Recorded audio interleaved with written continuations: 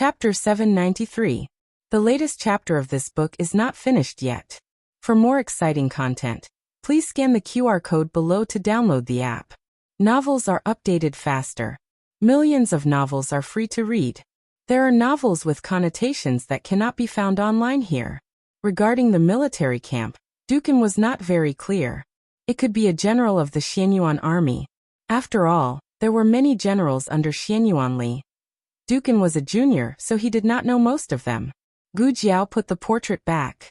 Old Master Meng did not live in the Duke's public house with them. The reason was that something happened at the chess manor, and he had to go back to deal with it. Gu Jiao was not worried about his personal safety, so she let him go. Dukan sent Gu Jiao to the door. The door of the Duke's public house was opened for her. Steward Zheng stood in the open space with a smile. Behind him was an incomparably luxurious carriage. The canopy was made of superior yellow pear wood. The top was inlaid with eastern sea pearls. There were 2 layers of hanging curtains. The inner layer was a bamboo curtain, and the outer layer was a broken jade bead curtain. It was said to be broken jade, but in fact each piece was carefully carved jade, agate and suet jade. 2 tall white horses pulled the carriage. They were strong and strong. Gu Jiao blinked. This is... Steward Zheng walked forward with a beaming face and bowed respectfully to the 2 of them. "Hi Duke, young master," he then said to Gu Jiao. "This is the carriage that I prepared for young master. I wonder if young master is satisfied?" Dukan was very satisfied anyway. Only such a luxurious carriage was worthy of her. Gu Jiao thought to herself, "Isn't this a little too exaggerated? Won't I be robbed if I go out in this kind of carriage? Forget it, it seems like no one can rob me." "Thank you, foster father." Gu Jiao thanked Dukan, and was about to sit in the carriage. "Young master, please wait a moment." Steward Zheng smiled and stopped Gu Jiao. He took out a brand new banknote from his wide sleeve. "This is your small allowance today. Pocket money? 100 taels? So much." Gu Jiao coughed lightly and asked Manager Zheng in a low voice, "Are you sure it's for a day and not for a month?" Manager Zheng smiled and said, "It's just 1 day. The High Duke asked young master to take a look first. If it's not enough, he'll give more." Rich and inhumane this was. Gu Jiao suddenly had an illusion. It was just like in her previous life, when the rich parents in her class sent their children out. Not only did they give them luxury cars, but they also gave them a huge sum of pocket money. The only thing missing was the sentence, "Don't come back until you've spent it all." Oh, so this is what it feels like to be a rich second generation? That's right, it's pretty good. Gu Jiao accepted the banknote seriously. Seeing her accept it, a smile appeared in the bottom of Duke N's eyes. Gu Jiao said goodbye to Dukan, and left in the carriage. Manager Zheng came behind Dukan and pushed his wheelchair. He chuckled and said, "Duke, let me push you back to your courtyard to rest." Dukan rode on the armrest. "Go to the accounts room." Manager Zheng asked, "It's getting late. Why are you going to the accounts room?" Dukan wrote, "To earn money." Earn a lot of money for her to spend. Gu Jiao went to the state preceptor's palace. Her great-aunt and son-in-law were taken out for a walk by little Jing Kong. Xiao Heng was in Shang Guanyan's room. Zhang Dequan was also there. They seemed to be talking to Xiao Heng. Gu Jiao didn't go in. She went directly to the secret room at the end of the corridor. The small medicine box was always there. She could enter the operating room at any time. Gu Jiao hurried back to change the dressing for Gu Changqing. When she entered the ICU, she found that the state preceptor was also there. The dressing had been changed. "Has he woken up?" Gu Jiao asked. "No." The state preceptor said, "Have you finished?" Gu Jiao nodded and said, "Yes, I've settled everything." The first sentence was an answer, and the second sentence was a voluntary explanation. It didn't seem strange.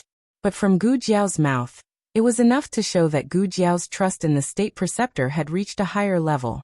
Gu Jiao stood in front of the bed, looked at the unconscious Gu Changqing, and said, "But I have a doubt in my mind." The state preceptor said, "Go ahead." Gu Jiao said thoughtfully, "I just thought of it on the way back to the state preceptor's palace. According to the information brought back by the emperor's grandson, Imperial concubine Han thought that concubine Wang Xian framed her. The Han family should take revenge on the Wang family. Why did they hurt my family? If it's to pull the crown prince down, so many days have passed. The Han family's reaction is too slow. The state preceptor didn't show any surprise at her doubts. Obviously, he also noticed something. He didn't directly give his thoughts, but asked Gu Jiao, "What do you think?" Gu Jiao said, "I'm thinking, is there a mole among the 5 people of imperial concubine Wang Xian?" They told imperial concubine Han about Shang Guanyan's fake injury to frame imperial concubine Han and her son. Imperial concubine Han then told the Han family. The state preceptor looked at Gu Jiao with a meaningful look. Gu Jiao received the look from him and slightly frowned. There is no mole. The Han family took the initiative to attack, not for imperial concubine Han, but for speaking of this, an idea flashed in her mind. I will take over as the commander of the Black Wind Cavalry. The Han family wants to use my family to threaten me and force me to give up the commander position. You're not too stupid. The state preceptor said coldly, then turned to the medicine cabinet and took out a bottle of anti-inflammatory medicine. You won't go smoothly in the Black Wind camp. You'd better be mentally prepared. I know, Gu Jiao said. You go do your work. The state preceptor lightly said. Don't you still have something to do? He suddenly became so cold, more and more like a godfather. Is he my godfather or not? If so, I can bully him back. In her previous life, her godfather's strength was too high, so she was always the one who was beaten. Why are you looking at me like that? The state preceptor noticed Gu Jiao's gaze that was full of bad intentions. Nothing. Gu Jiao's face didn't change as she withdrew her gaze.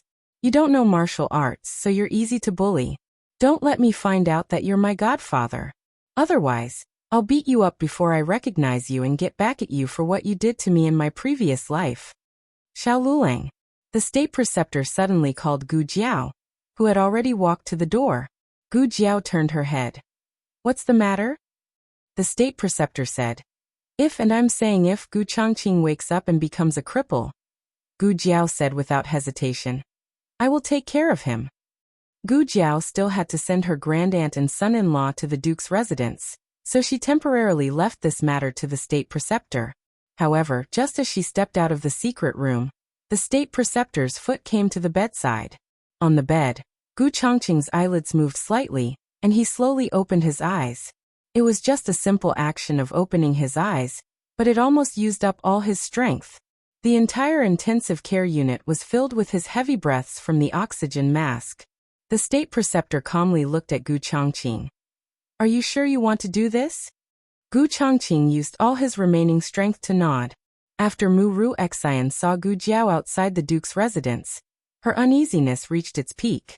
She firmly believed that it was that person from Zhao Kingdom who instigated her relationship with the Duke of An Kingdom. A truly capable person would disdain to put down their status and use flowery words. However, that person from Zhao Kingdom curried favor with the chess sage of the 6 countries and the Duke of An Kingdom. It could be seen that he was a flatterer.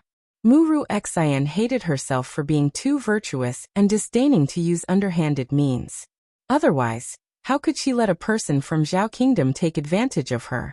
The more Mu Ru Xian thought about it, the angrier she became. Since you did it, don't blame me for doing it 15 times. Mu Ru Xian found an inn to stay in. She said to the guards of the duke's residence who were escorting her, Go back. I don't need you by my side. I will return to Qin country by myself. The leader of the guard said, But the duke ordered us to safely send Miss Mu back to Qin country. Mu Ru Xian raised her chin and said, No need. Go back and tell your duke that I appreciate his kindness. If I have the chance to visit Yin country again, I will definitely pay him a visit. The guards tried to dissuade her, but when they saw that Mu Ru Xian had already made up her mind, they didn't continue to pester her. The leader of the guards had Mu Ru Xian write a letter to express her intention to return to Qin country by herself. Only then did he lead the rest of his brothers back. Once the guards of the Duke of An Kingdom left, Mu Ru Xian called a maid to hire a carriage and left the inn by herself in the carriage. The Han family had been in troubled times recently.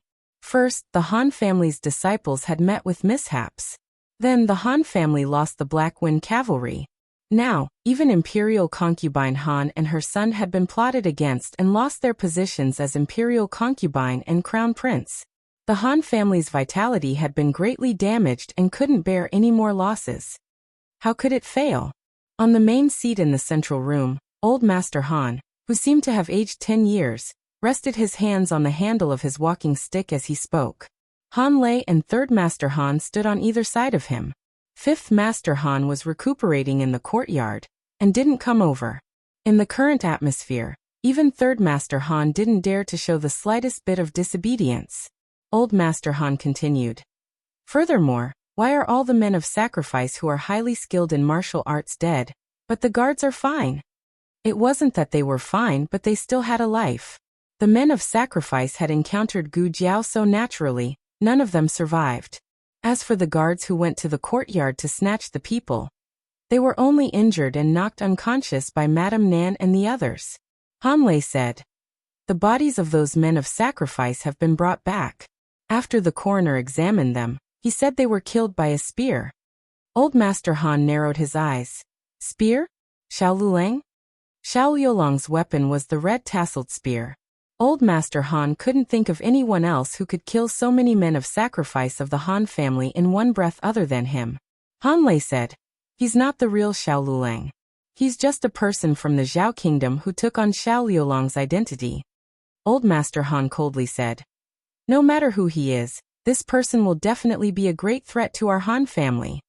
During the conversation, the steward of the Han family hurriedly walked over and stood outside the door to report. Old Master, someone outside the door is asking for an audience. Old Master Han didn't even ask who it was. He said sternly, didn't you tell him I'm not receiving guests? Now that they were at the cusp of the storm, the Han family couldn't casually interact with people. The steward said embarrassedly, that girl said she's a divine doctor from the Qin state and can cure the crown prince's injury. Digression. Big Brother has really done a lot for Jiao Jiao. The latest chapter of this book isn't finished yet. For more exciting content, please scan the QR code below to download the app. Novels are updated faster and more complete. Millions of novels are free to read. Novels with a deeper meaning that can't be found on the internet can be found here. https://www.zhbqg.com/89642_8964286/1062629190. HTML Genius remembers this website's address in 1 second. www.zhbqg.com Bikugo mobile reading website. Chapter 794. The latest chapter of this book is not finished yet. For more exciting content, please scan the QR code below to download the app. Novels are updated faster. Millions of novels are free to read. Novels with content that can't be found on the internet are available here. Today, Zhang Dequan came to inquire about Shang Guanyan's condition. According to the plan, Xiao Heng told Zhang Dequan that Shang Guanyan woke up for a while during the day and fell asleep again in the afternoon. Zhang Dequan was overjoyed when he heard this and hurried back to the palace to report the good news of Shang Guanyan to the king. When Wang Xian and the other 4 people in the palace heard that Shang Guanyan woke up, they couldn't help but panic. Originally, they still had a glimmer of hope, thinking that Shang Guanyan was just scaring them and wouldn't really dare to perish together with them. But now, Shang Guanyan's awakening was undoubtedly the last wake-up call for them. They must find something that could move Shang Guanyan as soon as possible and redeem their weakness in Shang Guanyan's hands. At night, after little Jing Kong was bathed by his bad brother-in-law, he climbed onto the bed and fell asleep after jumping twice in dissatisfaction. Gu Jiao and Xiao Heng had a discussion. Little Jing Kong was now his little follower, so it was best for him to stay with him. After Shang Guanyan recovered, enough to return to the palace, he would find an excuse to take little Jing Kong to live in the Duke's mansion. I said, let's go to Uncle's house and stay for a few days. Anyway, the Emperor's grandson didn't have many months left to live. His last wish would be fulfilled by the king. Gu Jiao felt that it was feasible. After the two finished talking, they went to her grandaunt's place. Gu Jiao had originally planned to pack up her great-aunt's things, but who knew that she would see her great-aunt sitting on the chair with her legs crossed and eating melon seeds. The old chancellor had a bundle in each of his hands. Everything is packed, let's go. Gu Jiao's mouth twitched. You are too self-conscious as a son-in-law.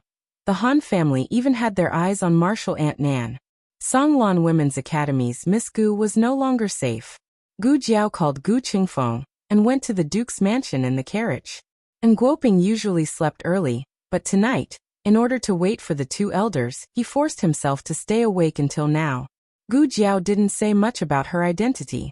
She only said that her real name was Gu Jiao, and that she was from the Zhao kingdom. She didn't mention anything about the Marquis's daughter, or the Protector Commandery princess. As for Empress Dowager Zhuang and the old chancellor, she only said that they were her great-aunt and son-in-law. Anguagong was a noble in Shangguan, but since he cared about Gu Jiao, he would respect Gu Jiao's elders. The carriage stopped at the gate of Maple Courtyard. Duken's gaze was fixed on the carriage. When Gu Jiao jumped down from the carriage, the entire night seemed to be lit up by his gaze. It was a kind of steadiness and joy that came from looking forward to seeing their child. Empress Dowager Zhuang glanced at him and was carried off the carriage by Gu Jiao. The old chancellor went down by himself. Empress Dowager Zhuang, Jiao Jiao, you're so thick-skinned. Go by yourself. Butler Zheng pushed Anguagong to the two elders with a smile. Hello, old Master Hua and old Madam Hua.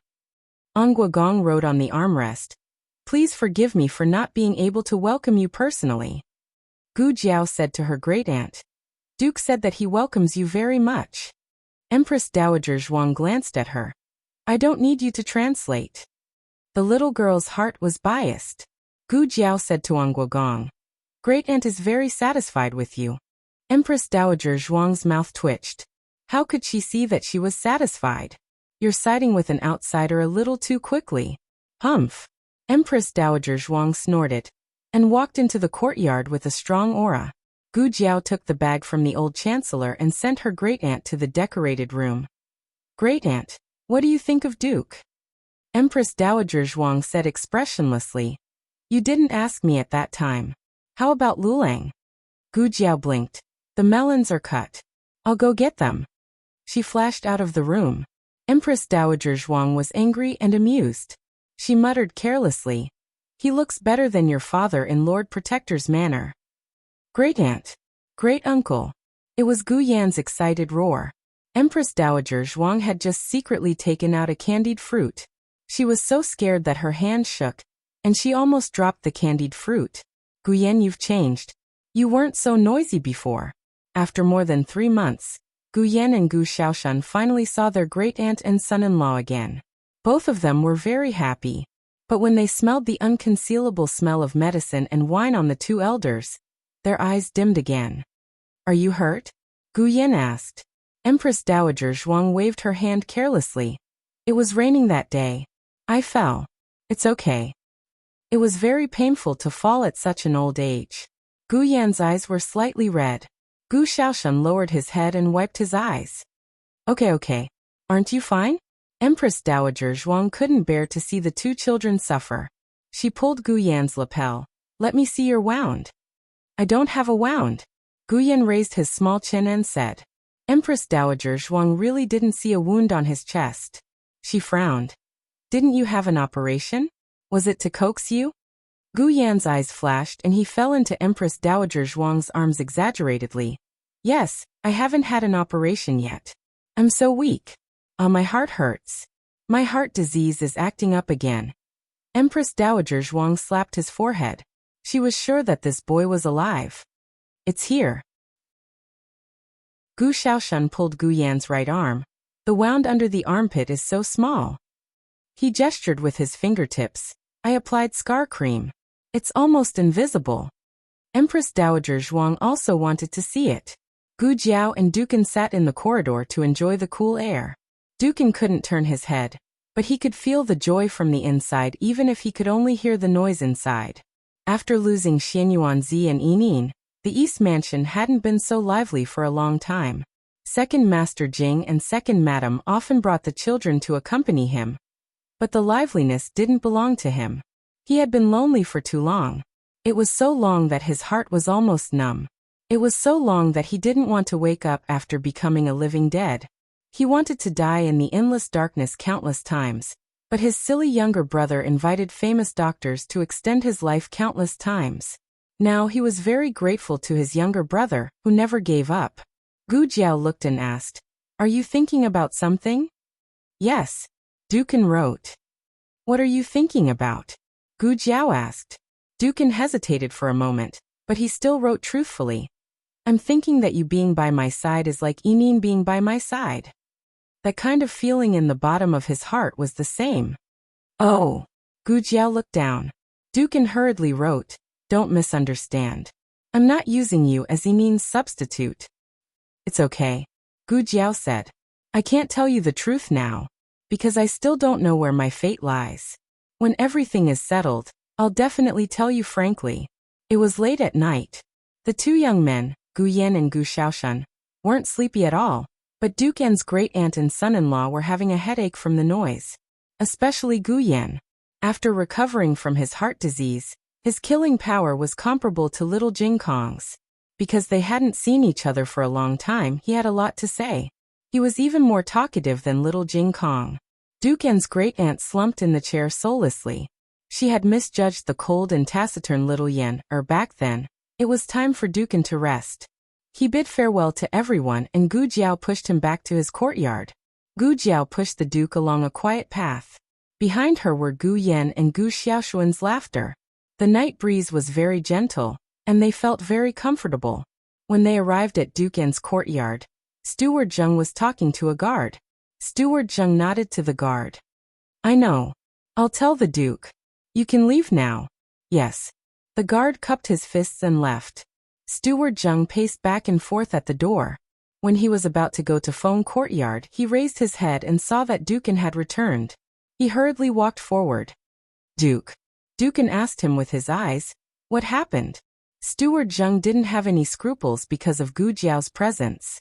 He said truthfully, "The guard who escorted Muru Xian has returned." This is Muru Xian's handwritten letter. Dukan, please take a look.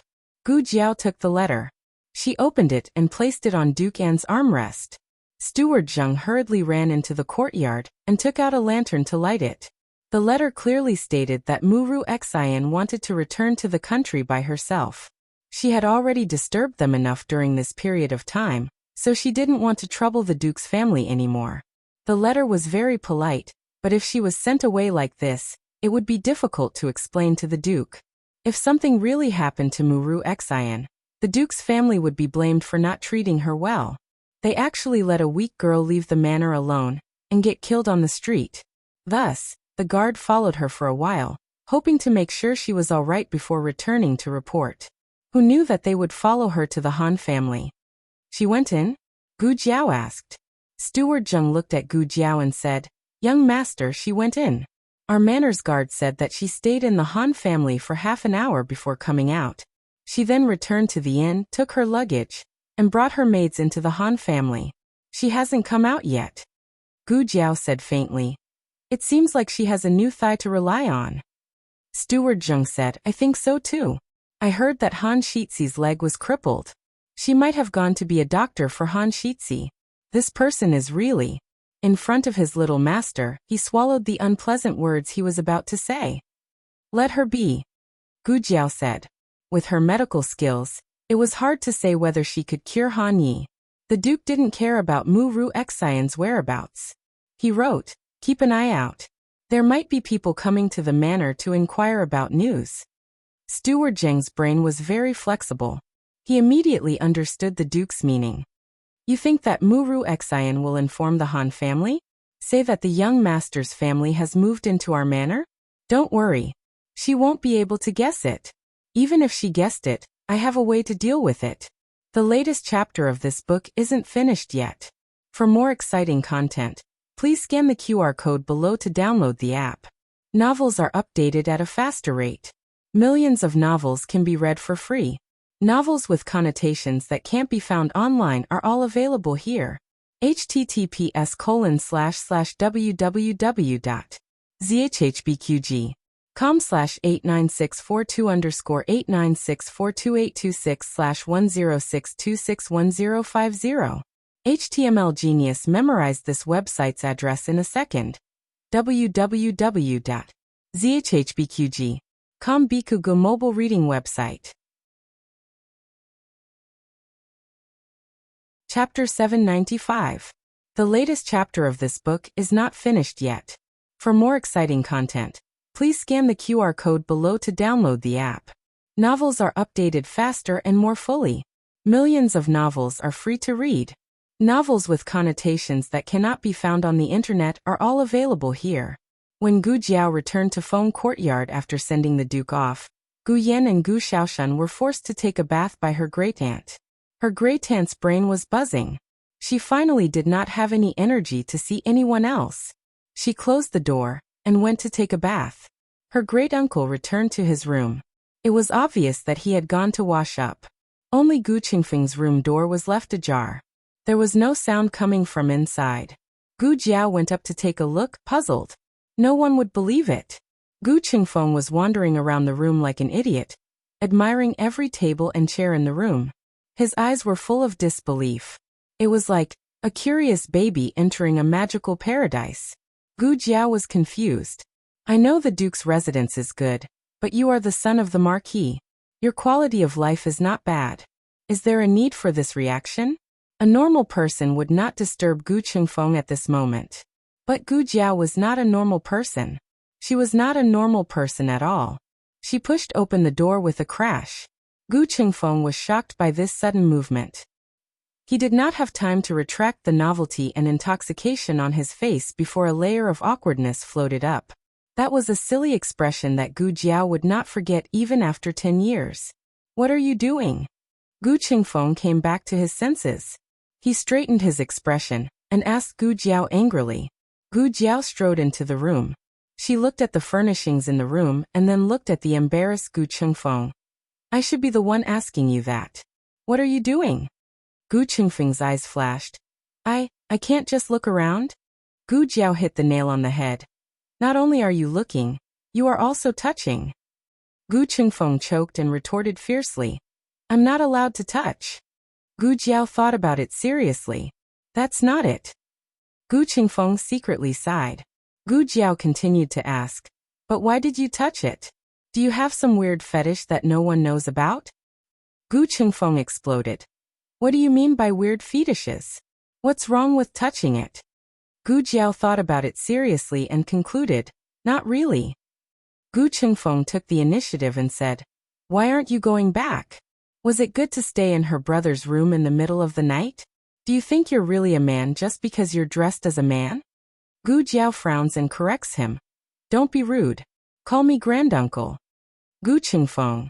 You still haven't forgotten about becoming sworn brothers with my grandfather? I forgot all about it. Gu Qingfeng hurriedly pushed her out. All right, hurry back to your room. Aren't you going to the barracks in 2 days? If you don't rest well and go out looking listless, do you want others to laugh at you? After Gu Jiao left, Gu Qingfeng decisively closed the door and bolted it. Then he came to the table, looked at the small ornaments on the table, and let out a long sigh. Why was it like this? Because he didn't expect it. In Zhao country he had a home after all, and this feeling was not obvious. But after coming to Yan country, the loneliness of being in a foreign land was vividly displayed. When Gu Xiaoshan and Gu Yan lived with everyone else, he could only lie in the unfamiliar Tianxiang pavilion. He also felt lonely, sad and lonely. Later, when he went to the State Preceptor Hall, he replaced Xiao Heng to go to school at Kanglin Women's Academy. He could only hide in the dark. Even his elder brother could lie in his own intensive care unit, but he could only quietly sleep in a room that didn't belong to him. After leaving in the morning, he couldn't leave any trace of himself in the room. It was as if he had never been there. He was a shadow. Everyone's shadow, except for his own. He thought that this time, he would just hide in one of the rooms. But it turned out that was not the case. This room was for him, not for Kanglin Academy's Gu Jiao, not for Tianxiang Pavilion's Chongjing, but for Gu Qingfeng. Suddenly, he had a sense of belonging that was seriously accepted, and no longer looked at this family as an outsider. As Gu Qingfeng thought about it, the rims of his eyes started to sting. Suddenly, Gu Jiao poked her small head in from outside the window. Gu Qingfeng. Gu Qingfeng's body shook, and he carelessly wiped his eyes. He didn't turn around, and very coldly asked with his back to the window, "What are you doing?" Gu Jiao threw something over. He caught it with his hand, and it was a medicine bottle. "What is this?" he asked. Gu Jiao said, "Medicine, apply it once in the morning and once in the morning, apply it thinly." Gu Qingfeng was puzzled. "Why do I need to apply medicine?" Gu Jiao said, "The slave mark should have grown after so many days, and you can apply the medicine. If it hasn't fallen off in a month, you will have surgery." Gu Qingfeng's heart was fiercely rubbed again. So this girl remembers, she remembers everything. Damn it. Damn tears. It doesn't listen to me anymore. It wants to rebel. I can't stop it anymore. Gu Jiao left after giving him the medicine, but she quickly turned back and poked her head in to ask, "But why did you touch it just now?" Gu Qingfeng's tears beat the gong to retreat. Damn girl, is there no end to this? 2 days later, Gu Jiao rode the Black Wind King to the army camp. The Horse King was also brought along. It was almost 3 years old, and it was time for it to receive training. The other Black Wind cavalry started training when they were young, and it was considered late. However, its talent was strange, and it wasn't worse than other Black Wind cavalry that had been trained at the same age. You can't be too sure. Gu Jiao glanced at the Horse King that ran off to chase after Butterfly, and her expression was complicated. The Black Wind camp was generally divided into the vanguard, assault, and reserve camps. If one person and one horse were to be counted as a unit, the actual number of units that could participate in the battle was no more than 25,000. In reality, it was even less, because there was still the supply and reserve camps. However, the strength of the steel cavalry was astonishing, and it was the most invincible of all the soldiers. Under Xianyuan Li's leadership, there was once a glorious record of 20,000 Xianyuan steel cavalry trampling over 100,000 Jin soldiers. This was a cavalry that struck fear into the hearts of all countries. Gu Jiao was wearing her own black armor on the first day of her appointment, and she wore a cold and threatening helmet. She carried a red tasseled spear wrapped in cloth, looking valiant and formidable. The generals of the various camps had already gathered at the vanguard camp's training ground, waiting for the new commander of the Black Wind Cavalry. Gu Jiao looked at them from afar and said, their military posture is not bad." Under the scorching sun, wearing heavy armor, everyone was sweating profusely, but no one moved. These were the soldiers trained by the Xianyuan family. Even after 15 years, they still maintained their excellent and strict traditions and military discipline. The young soldiers were now in their prime, the young soldiers were now middle-aged, and the middle-aged soldiers were now in their twilight years. Their white hair and beards fluttered in the morning breeze, and the wrinkles at the corners of their eyes were old, but their posture was straight and their eyes were firm. In these years there were people who retired and new blood joined, but as long as this army was still there, the soul of Xianyuan would never decay. There was a middle-aged man waiting outside the training ground. He was not wearing armor, and did not seem to know martial arts. When he saw Gu Jiao riding the Black Wind King over, he smiled and went up to greet her. The Black Wind King's aura was too strong, and when it raised its hooves, the middle-aged man was so scared that he took a few steps back. Gu Jiao patted the Black Wind King's neck lightly. "All right, boss, enough is enough." The Black Wind King quieted down. As expected of a horse from the army, it even knew how to show off its strength. The middle-aged man wiped off his cold sweat, and carefully went up again. He cupped his hands and bowed. "This humble one greets Lady Xiao. This humble one's surname is Huyang, and I am the advisor of the Black Wind Camp. From today onwards, this humble one will be under your command." "Advisor? Secretary? That's fine too." Gu Jiao looked at the soldiers standing majestically under the morning light and asked, "Among those people, is there anyone who wants to find trouble with me? You'd better think carefully about how to answer." Huyang smiled awkwardly and looked back at the crowd. He tried to move closer to Gu Jiao, but the Black Wind King did not flip out. Only then did he move closer and whisper, "General Zhang Hu, he is Erhan's trusted aide. You should be careful of him. Understood. Gu Jiao gestured for him to keep up, then urged her horse to move towards the soldiers. She stood in front of the crowd and bluntly said, "Where is Zhang Hu?" Zhang Hu, who was at the head of the first row, held a spear in one hand and a shield in the other. He arrogantly raised his chin and said, "I am Zhang Hu." Gu Jiao made a no sound and rode on the back of the powerful Black Wind King. She calmly said, "I heard that you want to find trouble with this marshal." Hu Yang, who was at the side, trembled. "Why are you so direct? You should at least say a few words." Zhang Hu did not expect the other party to be so direct, and could not help but be stunned. But in the end, he did not put this brat from the Zhao country in his eyes. If he was exposed, then so be it. He was not afraid of him. He coldly snorted and said, "So what if I am?" Gu Jiao calmly said, "Your courage is commendable." Zhang Hu ridiculed, "You're just a brat. Do you know how to train soldiers?" Gu Jiao faintly smiled. "Isn't it enough that you know? Otherwise, why would I keep you? Are you keeping it for fun?" "You." Zhang Hu choked. He had never seen such a brazen and shameless person. This brat was openly admitting that he did not know how to train soldiers, but what he said at the end made so much sense. The marshal did not need to personally train soldiers. It was the duty of the generals. Damn it. Zhang Hu raised the spear in his hand and pointed it at Gu Jiao. He coldly said, "If you have the ability, then don't use the Black Wind King. Fight with me." Gu Jiao found it funny and said, "I can control the Black Wind King. Can you?" Damn it. Zhang Hu choked on his own saliva again. He almost couldn't breathe properly. This brat did not play by the rules. Provocation was useless. Zhang Hu clenched his teeth and said, "I heard that you relied on sucking up to the House of Duke and the other aristocratic families. In the last round of selection, Mu Qingchen helped you. Taoist Qingfeng also helped you. That was why you had the chance to be the first to arrive at the Fire Beacon camp. So sucking up to others is also your ability?" Gu Jiao did not defend himself. Instead, he asked, "Do you think you can suck up to others for free?" Zhang Hu scoffed, "I don't care."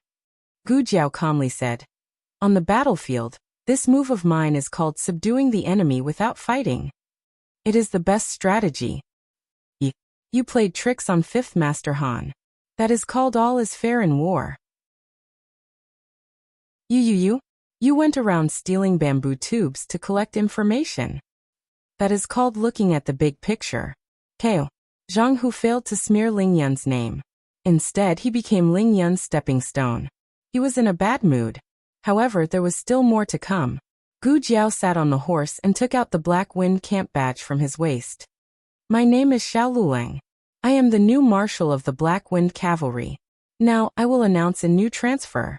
Zhang Hu has committed a crime. According to the military regulations, he will be removed from the position of the Left General of the Vanguard Camp, and will be replaced by Li Shun. Right Deputy General of the Reserve Camp, Tong Zhong, will be transferred to the Assault Camp. Zhao Dingfeng will be the Left Commander of the Vanguard Camp. Wen Renchong will be the Right Commander of the Vanguard Camp." A series of transfer orders were issued. Anyone with a discerning eye could see that the Han clan's power had been uprooted. There was no hesitation or apprehension. This new marshal was very arrogant. Sir. Hu Yang stood beside Gu Jiao's horse and gave her a meaningful glance. Gu Jiao looked at him and asked, "What's wrong?" Hu Yang whispered, "Li Shun and Zhao Dingfeng have both left the camp. Wen Renchong, he went to forge iron." Forging iron was a more common way of saying it. In truth, Wen Renchong had been transferred to the reserve camp to repair weapons and armor. All day long he was either tinkling or mending. His status was as low as it could get. The last time Hu Yang saw him was a year ago. He felt that he was no longer the Wenren general who made people tremble in fear. He was a blacksmith who had experienced the vicissitudes of life. Everyone could spit at him and look down on him. These three generals were once the trusted aides of the Xianyuan clan. When Renchong had one of his fingers cut off by the enemy in order to protect Xianyuan Zi, Gu Jiao thought for a moment and said to Hu Yang, "Go and call him over." Hu Yang opened his mouth and said, "Ah yes." Hu Yang quickly went to the blacksmith shop in the camp. There were armors and weapons waiting to be repaired everywhere. The fire in the boiler was burning fiercely. The room was so hot that it was difficult to breathe. A bearded man was waiting for the iron to be heated. He sat on a stool and picked up a needle and thread. He lowered his head and repaired the armor on his legs. He wore a leather glove on his right hand. One of the finger sheaths was empty. Hu Yang excitedly entered the room. He almost fell to the ground from heatstroke because of the hot air in the boiler. He took a few steps back and stood outside the door. He shouted at the sweaty man inside, "Wenren Chong, your good luck has come. The new commander of the Black Wind Cavalry has taken office and issued a transfer order. You can return to the vanguard camp. Or do you want to be the right commander?" "I'm not going," Wenren Chong said without raising his head. Digression.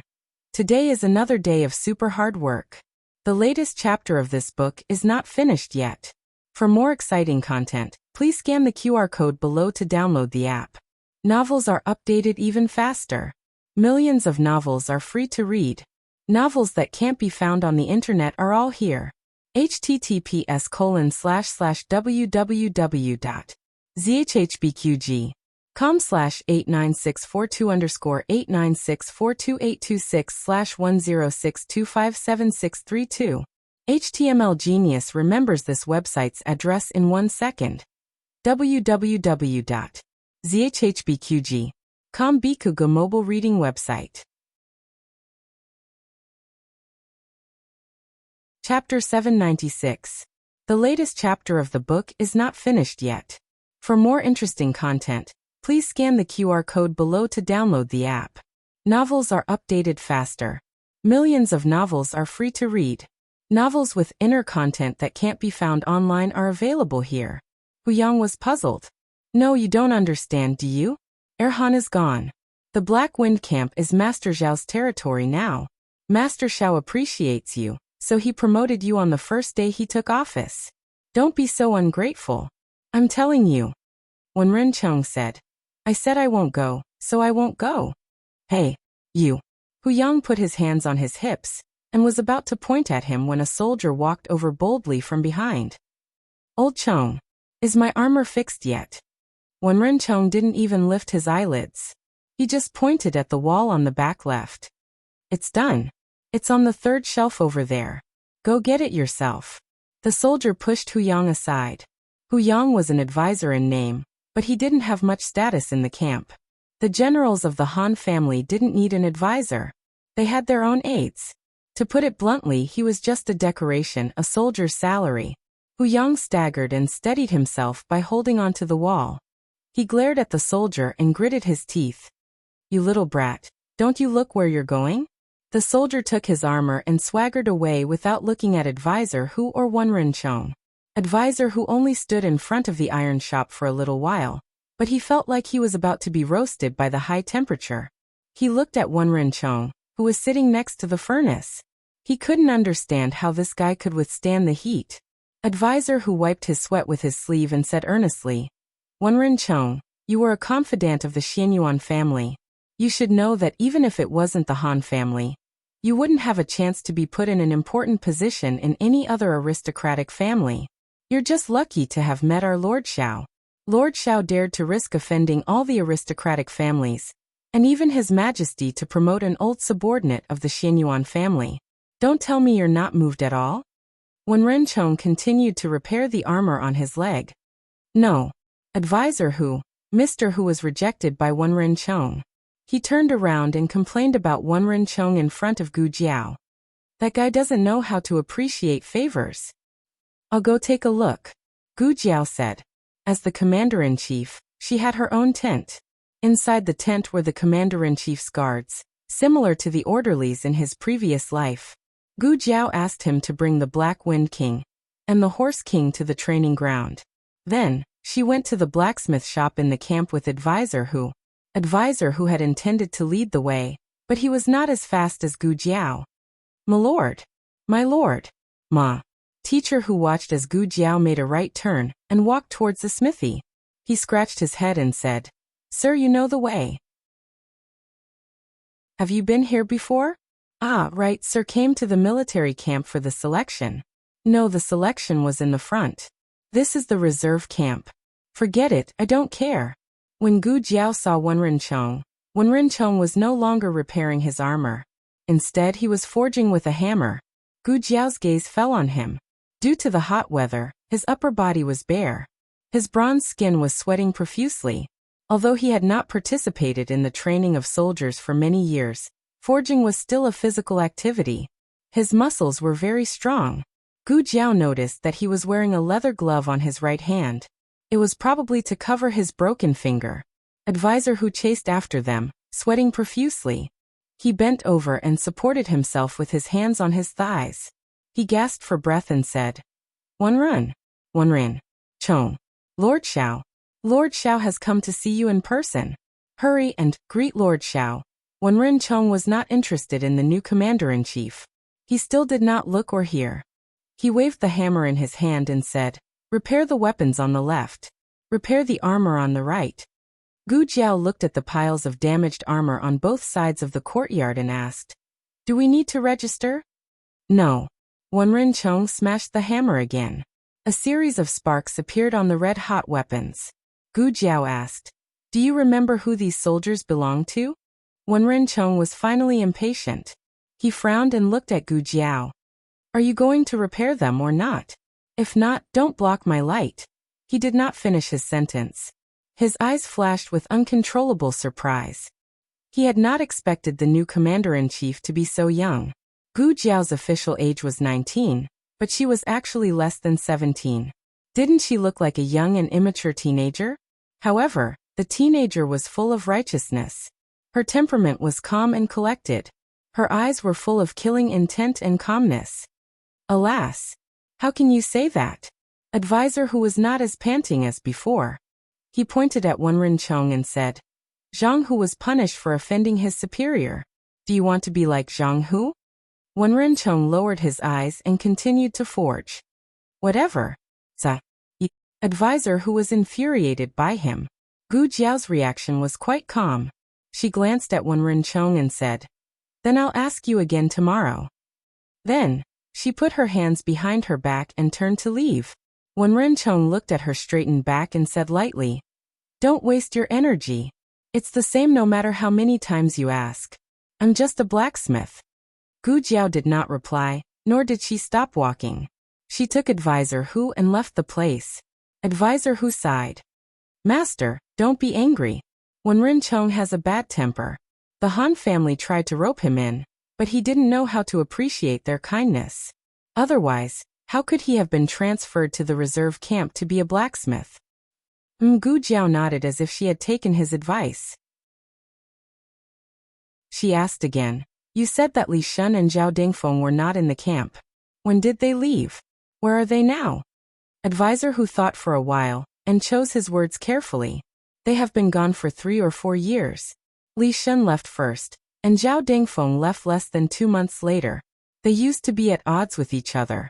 As for where they are now, you go to the tent and rest for a while. I'll go to the training ground and ask around. Okay. Gu Jiao went back to her tent. The tent was quite big. It was divided into 2 rooms by a screen. The outside was the meeting hall, and the inside was her bedroom. The luxurious furnishings in the tent had been moved away, but she could still see how luxurious the Han family was in the camp from the roof and the walls. The Xianyuan family had always been frugal.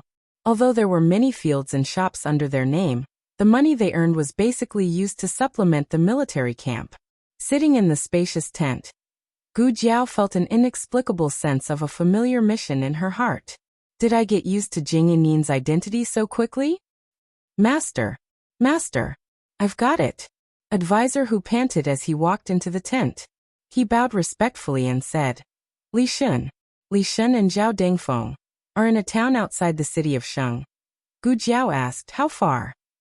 Advisor Hu wiped the sweat from his forehead and answered, it's not too far. If we take the shortcut, we can get there in about 2 hours. It was her first day on the job. She was not familiar with the work, so it was not a big deal. Gu Jiao said, come with me. Were they really so swift and decisive? Advisor Hu was stunned for a while before he reacted. Yes, I'll go prepare the carriage. Gu Jiao stood up, grabbed the red-tasseled spear on the shelf, and carried it on her back. No need. Ride the horse. But she did not know how to ride a horse. The Horse King continued to stay in the camp for training. Gu Jiao rode on the Black Wind King while Advisor Hu rode on a Black Wind horse. Together with Gu Jiao, they went to Mount Qiushan where they were. Mount Qiushan was in a completely different direction from Tianxiong Academy.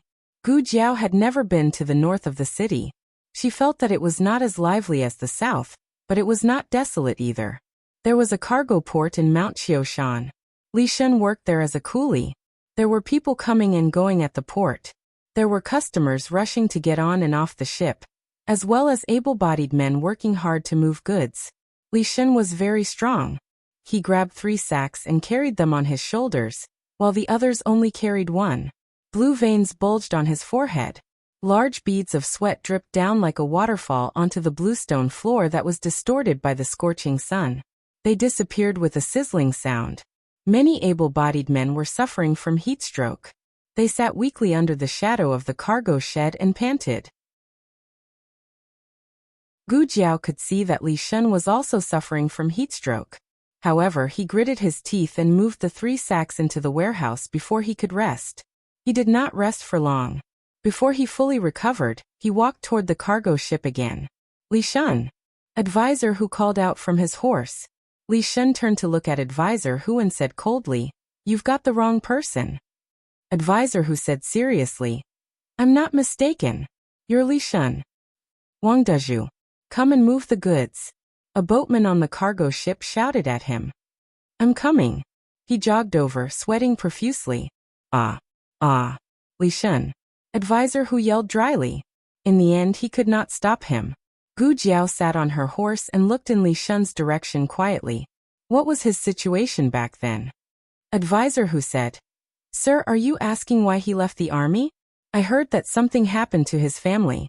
His younger brother is gone, and his sister-in-law remarried with their child. He only has an old mother. He left the army to take care of his mother. But I don't understand why he even changed his name." "Where's Zhao Dingfeng?" Gu Jiao asked. Advisor Hu hurriedly said, "He's in a restaurant 3 miles away. His situation is better. He opened his own restaurant, and I heard that business is good." As he spoke, he looked around and carefully said to Gu Jiao. At that time, there were rumors that Zhao Dingfeng had already joined the Han family and had been secretly selling information to the Han family. He also had a hand in the Xianyuan family's defeat. Everyone did not believe it before. After all, he was Xianyuan Cheng's most valued lieutenant. But you see, sir, Zhao Dingfeng and Li Shun both left the army around the same time.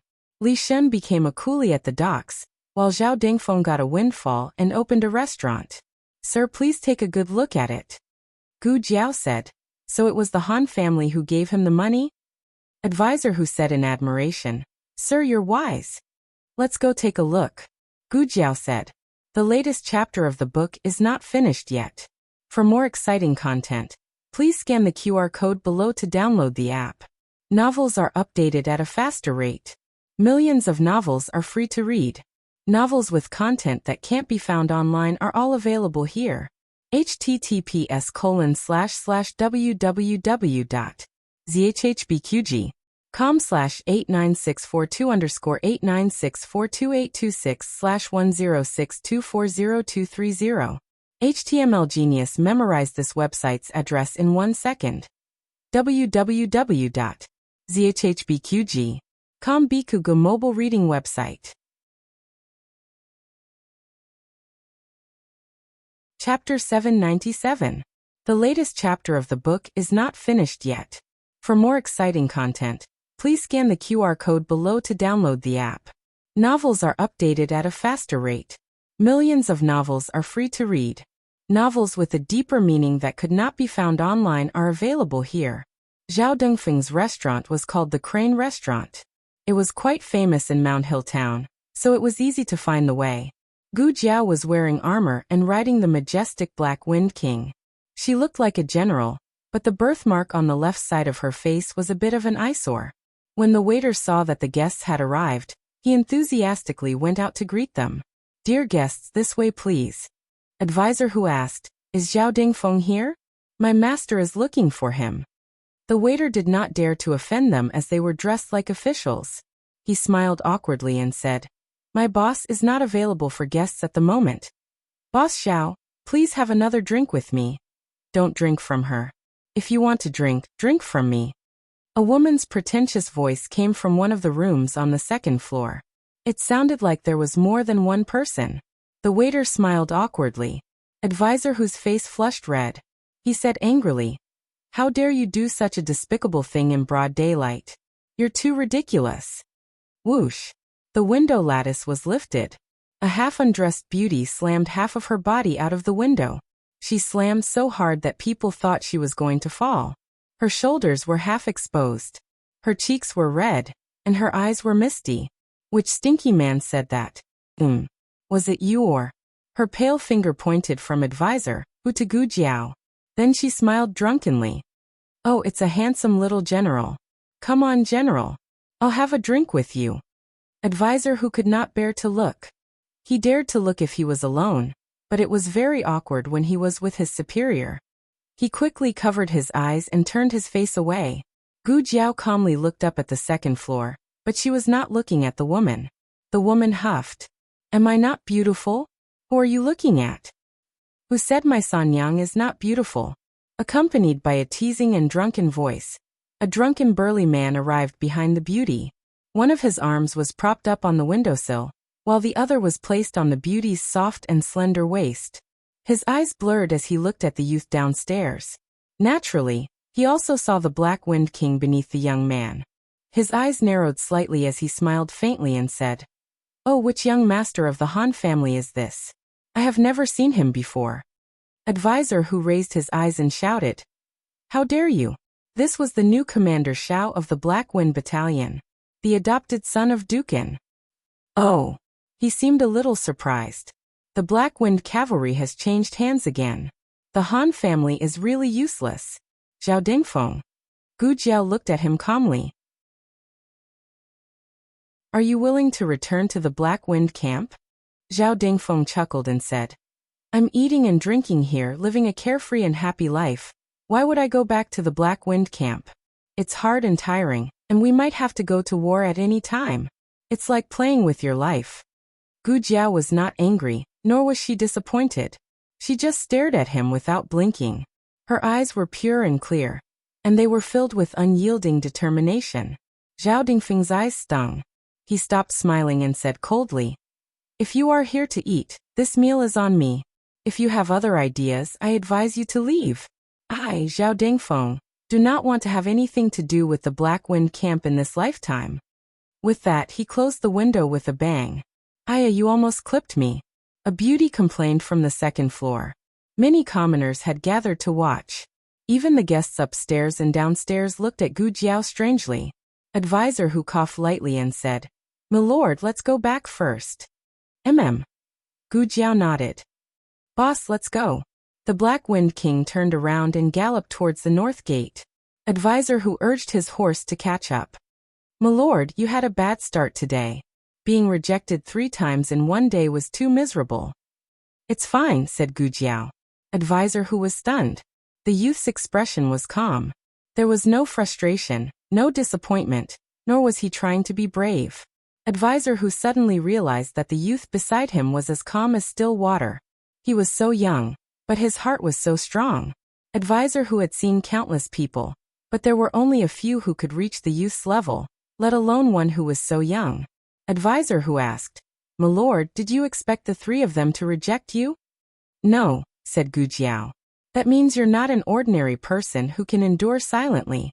Advisor Hu wanted to say something, but Gu Jiao suddenly pulled on the reins and stopped the horse.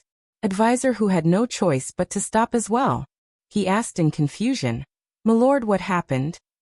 Gu Jiao turned to look at the black figure in the tea shed behind her. You go back first. I won't be returning to the camp today. Yes. Although Advisor Hu was puzzled, this was his first day in contact with the new Commander-in-Chief. He didn't dare to disobey the new Commander-in-Chief's orders.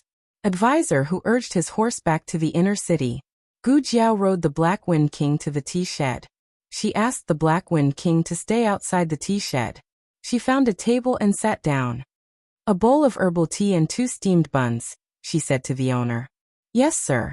The owner of the tea shed filled a large bowl with 2 steamed buns, and a bowl of herbal tea for Gu Jiao. This place was close to the relay station and the yamen, so officers often came and went. The owner of the tea shed had never been to the inner city, so he did not recognize the Black Wind Cavalry. He only thought that Gu Jiao was an officer from the yamen. Gu Jiao picked up the teacup and took a sip in silence. She looked like she was drinking tea, but she was actually observing a man wearing a cloak and a hood. From her angle, she could only see the man's cloak and hood, but when she entered the tea shed, she saw the man's face under the hood. He was wearing a golden half-face mask, revealing a white chin. The man had an unusual aura. Gu Jiao almost immediately concluded that he was a man of sacrifice. Gu Jiao also noticed that the man wore a black jade ring on his left thumb. The man drank a bowl of tea, left 5 knife coins, grabbed the long sword on the table, and left the tea shed. Not long after he left, Gu Jiao also paid for the tea and steamed buns. Then she rode the Black Wind King and left. The Black Wind King had a keen sense of smell, and had been specially trained. It was as good as a horse when it came to tracking people. However, the man was a master. Gu Jiao did not follow him too closely to avoid being discovered. But not long after entering the northern inner city gate, the man's aura suddenly disappeared. The Black Wind King sniffed hard, but could not find which way the man went. "What's going on? Did he disappear into thin air? Or?" Gu Jiao muttered. Suddenly, she realized something and pulled out the red tasseled spear on her back. A tall figure descended from the sky and kicked her red tasseled spear. She flipped down from the horse with her spear. The tip of the spear touched the ground. She used the momentum to flip and stabilize herself. Only then did she not fall to the ground in a sorry state. She held the red tasseled spear and looked coldly at the man in the black robe, who landed on the opposite side of the street. This fork in the road was very remote.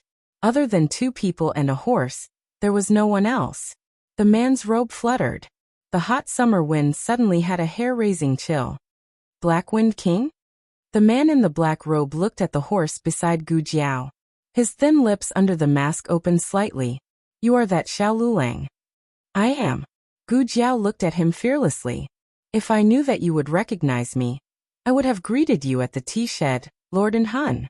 That's right. This man was the #1 master under Imperial concubine Han. "And Hun, you actually know me.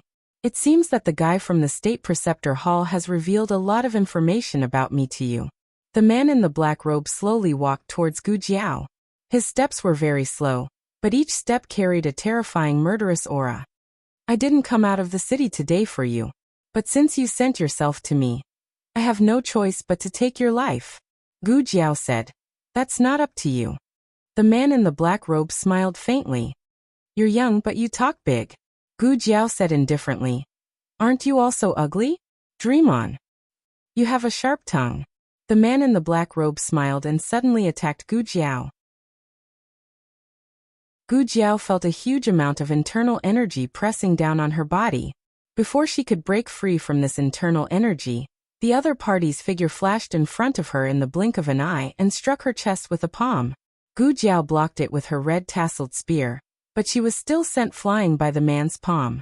The Black Wind King rushed to catch her, but the man in the black robe didn't give Gu Jiao a chance to land safely.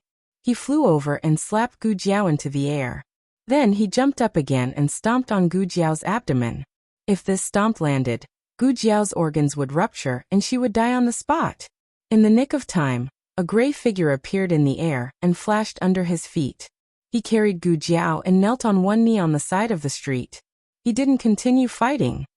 He carried Gu Jiao onto the back of the Black Wind King's horse and rode the Black Wind King through the alley towards a crowded area.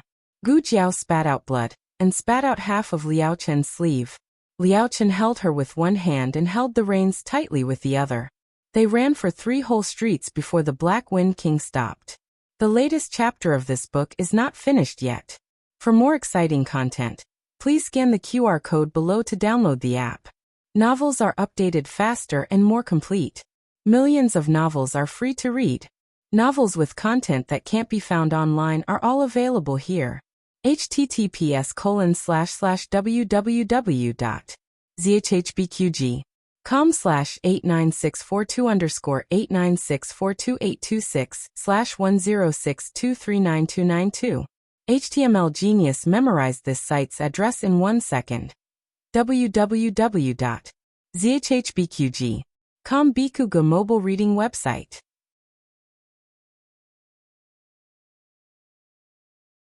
Chapter 798. The latest chapter of this book is not finished yet. For more exciting content, please scan the QR code below to download the app. Novels are updated even faster. Millions of novels are free to read. Novels that can't be found online are all available here. There was no one around, so Liao Chen jumped off the horse. Without Liao Chen's support, Gu Jiao lay weakly on the horse's back. She had vomited all the blood she should have vomited. She was just exhausted. Liao Chen took her pulse. Although he wasn't a doctor, he was very sensitive to the flow of energy as a martial artist. "You're fine." Liao Chen was surprised. This wasn't very accurate. Liao Chen's definition of fine was that there was no need to prepare for a funeral. But Liao Chen was still very surprised. Was this girl so resilient? After taking 2 hits from An Hun, she only spat out some blood. "I'm that strong, humph." Gu Jiao lay on Black Wind King's back and said weakly. Yes, she was strong enough to survive 2 hits from An Hun, but it was hard to believe that this girl would say it. Liao Chen's gaze landed on her armor and battlesuit. The fiery red battlesuit looked like a cloak he had seen before, but he couldn't remember what the cloak was for. But the texture of the armor. He raised his hand to touch the armor on Gu Jiao's back. "This is," Gu Jiao said. "Hey, didn't anyone tell you not to touch girls?" The king of atmosphere. The emotions that were surging in Liao Chen's eyes stopped abruptly. He looked at Gu Jiao speechlessly. "Oh, you still remember that you're a girl, but you still dare to go against An Hun. Are you crazy?" "He wanted to go against me. I was just following him." Gu Jiao stated the truth. Although she wanted to kill An Hun, she didn't want to be unprepared. Actually, she and Black Wind King were already very cautious, but An Hun's vigilance was clearly higher than expected. Speaking of which, she was lucky to have this armor. If not for it, she might have died at An Hun's hands. This armor didn't seem to be made of ordinary dark steel. There should be some other material added to it. Not only was it incomparably tough, it could even withstand the attacks of an expert like An Hun. "I'm already vomiting blood, but it's not damaged at all," Gu Jiao said as he touched his armor. Liao Chen glanced at her speechlessly. This girl looked very proud. Did she know that she had crawled back from the palace of the King of Hell?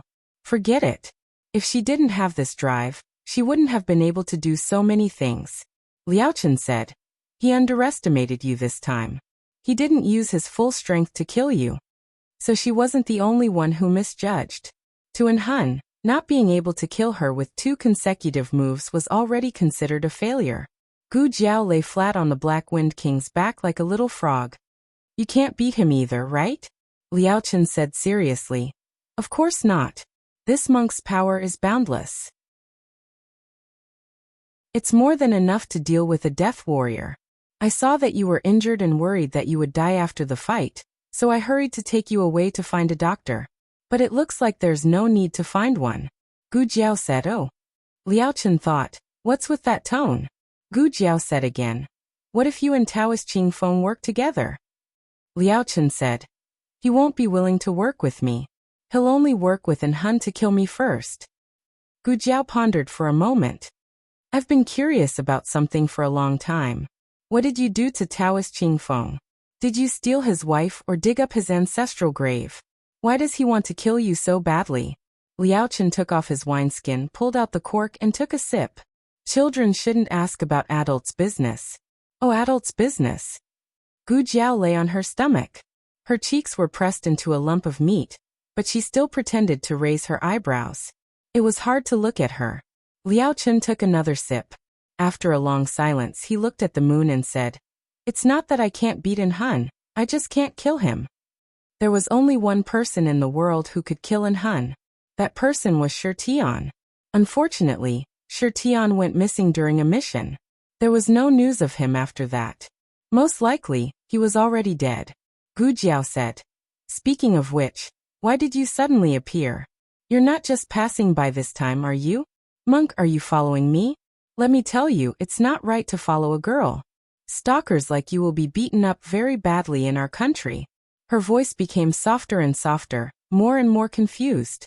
Liao Chen turned his head and saw that Gu Jiao had fallen asleep from exhaustion. Her vitality was strong and her will was tenacious.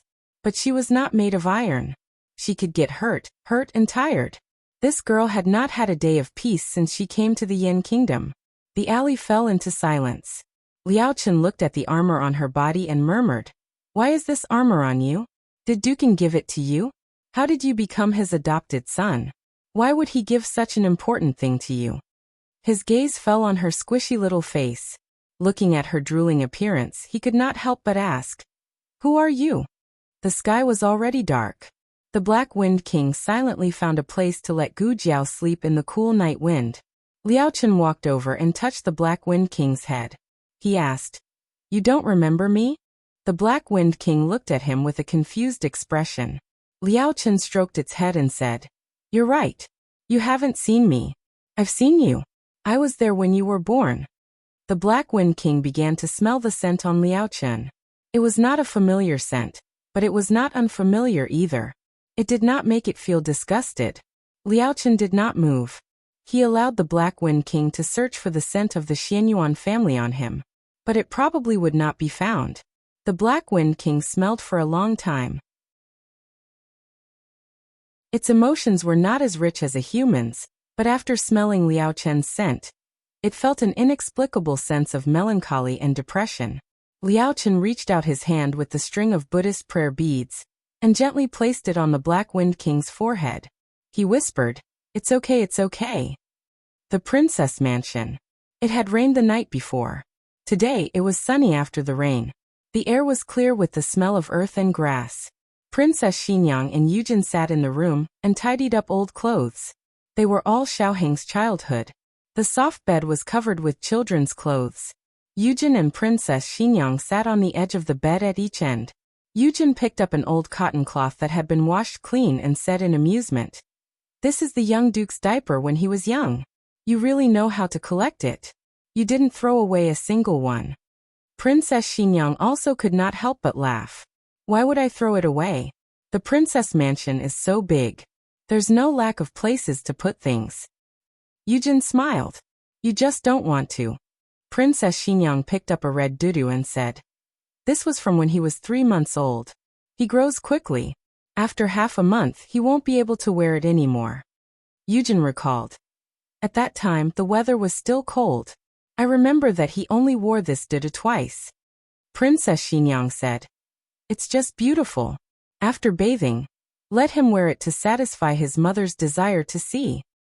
The young duke is pitiful." Yujin folded the dudu and placed it in a box to the side. She then picked up a set of pink underwear. "The young duke probably doesn't know, but when he was 1 year old, you dressed him up as a young girl, right?" Princess Xinyang gently coughed. "It was just for the eyes." Yujin put away the cute underwear and picked up a pair of tiger-headed shoes. Smiling, she said, "This pair of shoes was personally made by this servant." Princess Xinyang pointed at the hat and blanket on the bed. "There's also this tiger-headed hat and tiger-headed blanket. They were both made by you. They are Ahing's first birthday gifts." Yujin smiled. "Princess even remembers." Princess Xinyang's gaze was gentle. Looking at the small shoes and clothes, her entire being emitted a motherly gentleness. "I remember all of Ahing's matters very clearly," she said. Yujin said, "Speaking of the young duke's first birthday, this servant remembers that at that time, you wanted the young duke to grab a book. The young duke wanted the young duke to grab a sword. As a result, the young duke did not grab a single one." Mentioning this, Princess Xinyang did not know whether to laugh or cry. "That's right, he grabbed Long Yi." Princess Xinyang's concept of raising children was completely different from Shangguan Yan's. Shangguan Yan had inherited the Xianyuan family's tradition of raising children. She allowed children to be raised freely, hating that she could not allow Shangguan Qing to grow up wild. As for Princess Xinyang, because of her terrible childhood experience, she was especially careful after having Xiaoheng. She did not leave Xiaoheng's side for even a moment. She did not allow him to leave her sight for even a moment. The only thing missing was tying Xiaoheng to her belt. Before he was 1 year old, Xiaoheng had never seen such a large scene. Suddenly being surrounded by a group of people, with his parents also being accomplices, he was frightened. Feeling wronged, he called out to Long Yi. Long Yi appeared. His little hand tightly grasped Long Yi's finger. Princess Xinyang suddenly sighed. Is Long Yi still like that? Yujin nodded her head with a dignified expression. Since Princess gave that thing to him, he just sat in the corridor in a daze every day. The story began when Princess Xinyang suddenly had the idea to organize her old belongings. When she was organizing her old dowry box, she accidentally found a jade thumb ring that had been sealed for many years. This was the thing that Long Yi had brought with him when he had just arrived at Princess Xinyang's mansion. He had accidentally left it in the room of Princess Xinyang. Princess Xinyang had intended to let Yujin return it, but she was suddenly interrupted by the people preparing for the wedding. At that time, the late emperor had passed away, and the emperor had decreed that she and Xiao Ji would get married during the mourning period. The entire Princess Xinyang's mansion was so busy that her feet did not touch the ground. In addition, Long Yi had never looked for that thing, so she had forgotten about the matter of the jade thumb ring. 20 years had passed, and if she had not found it while sorting out her old things, she might not have remembered this jade thumb ring for the rest of her life. Princess Xinyang sighed. How could I have completely forgotten about it at that time? Yujin comforted her. Mainly at that time, you were not sure whether it was Long Yi's or not. All 5 dragon shadow guards had come to your room, and after they left, a jade thumb ring appeared on the carpet, so who would know whose it was? The reason why she was sure now was because Princess Xinyang had called all 5 of them. Other 4 people had no reaction to the jade thumb ring, and only Long Yi had always been staring at it. At this moment, Long Yi was sitting cross-legged in the corridor. The weather was so hot, and seeing that he liked to sit there, Princess Xinyang spread out a mat for him. Long Yi sat there for a whole day. When Long Yi had just arrived at Princess Xinyang's mansion, Princess Xinyang was unable to distinguish between him and dragon shadow guards. But now carefully thinking about it, other than her insufficient understanding of dragon shadow guards, there was another important reason. That was Long Yi was indeed a death soldier. As for why he had randomly entered Princess Xinyang's mansion, it was probably because he didn't remember who he was, so when he saw death soldiers with the same aura as him, he thought that he was also one of them. He saw that their mission was to protect her, so he mistakenly thought that this was also his mission. Perhaps, it was time for Long Yi to find his true identity, as well as to complete his true mission. Gu Jiao directly slept for 2 hours, and when she opened her eyes, Liaochen was already gone. Gu Jiao slowly sat up, then rubbing her sore neck, she said to Black Wind King, "It's already so late, I'm sorry. I made you carry me for so long." She turned over and dismounted, then stretched her muscles and bones. Soon after, she led Black Wind King to the side of a nearby well, then borrowed a wooden bucket from a commoner who was fetching water from the well, and washed the bloodstains on her body. When she returned to Duke's mansion, her wet clothes had already dried. No one could see that she had vomited blood or was injured. She entered the mansion as if nothing had happened. Little Jing Kong had come today, and the small noise of him and Gu Yen could be heard in Feng Courtyard. In the corridor, Dukin sat in a wheelchair and played chess with Old Chancellor. On the rattan chair beside him, Great Aunt was holding a small jar and eating candied fruit. And in the courtyard, Gu Xiaoshan was learning a new mechanism technique from Master Lu. Master Nan was still obsessed with making poisons, and Gu Chengfeng was dragged to be the referee for Little Jing Kong and Gu Yen, making the 2 loudspeakers quarrel with each other. Gu Jiao stood at the entrance of Feng Courtyard, and what she saw was such a scene. Everyone seemed to be doing their own thing, but in fact, they were all waiting for her. Everyone just didn't say anything. Each of them was protecting her in their own way. Gu Jiao's pain and tiredness seemed to disappear in an instant. She held Black Wind King's hand and walked into the courtyard as usual. Han family. Mu Ruxin determined the treatment plan for Heir Han. Old Master Han, Han Lei, and Third Master Han were all in Han's room, waiting for Mu Ruxin's diagnosis. Mu Ruxin said, Han's hamstring has been cut. If he wants to recover, he must be reconnected, but he has missed the best opportunity for surgery. The wound seems to have healed, but the part that should be reconnected is not reconnected. The plan I'm going to use sounds very dangerous, but it's the most practical and effective. What plan? Han Lei asked. Mu Ruxin looked at the handsome Han on the bed, then turned to the three of them and said, cut his hamstring again. I'll operate on him and reconnect it. Third Master Han said in disbelief, Are you serious? You want to do it again? Are you sure you want to save him and not kill him? You aren't a spy sent by the Anghua Prefecture to our Han family, are you? Old Master Han looked at Mu Ruxin with a gloomy gaze. Mu Ruxin hurriedly said, Third Master, you misunderstood. How could I be Duke N's spy? I don't have anything to do with him. I just said that the reason I came to your manor is to seek a bright future for myself. You give me the status of a Shangguan citizen, and I'll cure Han. We don't owe each other anything. Old Master Han said. This old man has never heard of such a treatment method. Miss Mu, are you sure you can do it? Mu Ruxin said arrogantly. This kind of surgery is just a small illness similar to typhoid in the hands of my master, Divine Dr. Luo. I'm not talented, but I followed my master to perform a few surgeries on hamstrings. Han Lei thought for a while. Father, I still feel that it's inappropriate. Grandfather. On the bed, Han, who had been silent for a long time, suddenly said, Grandson is willing to try.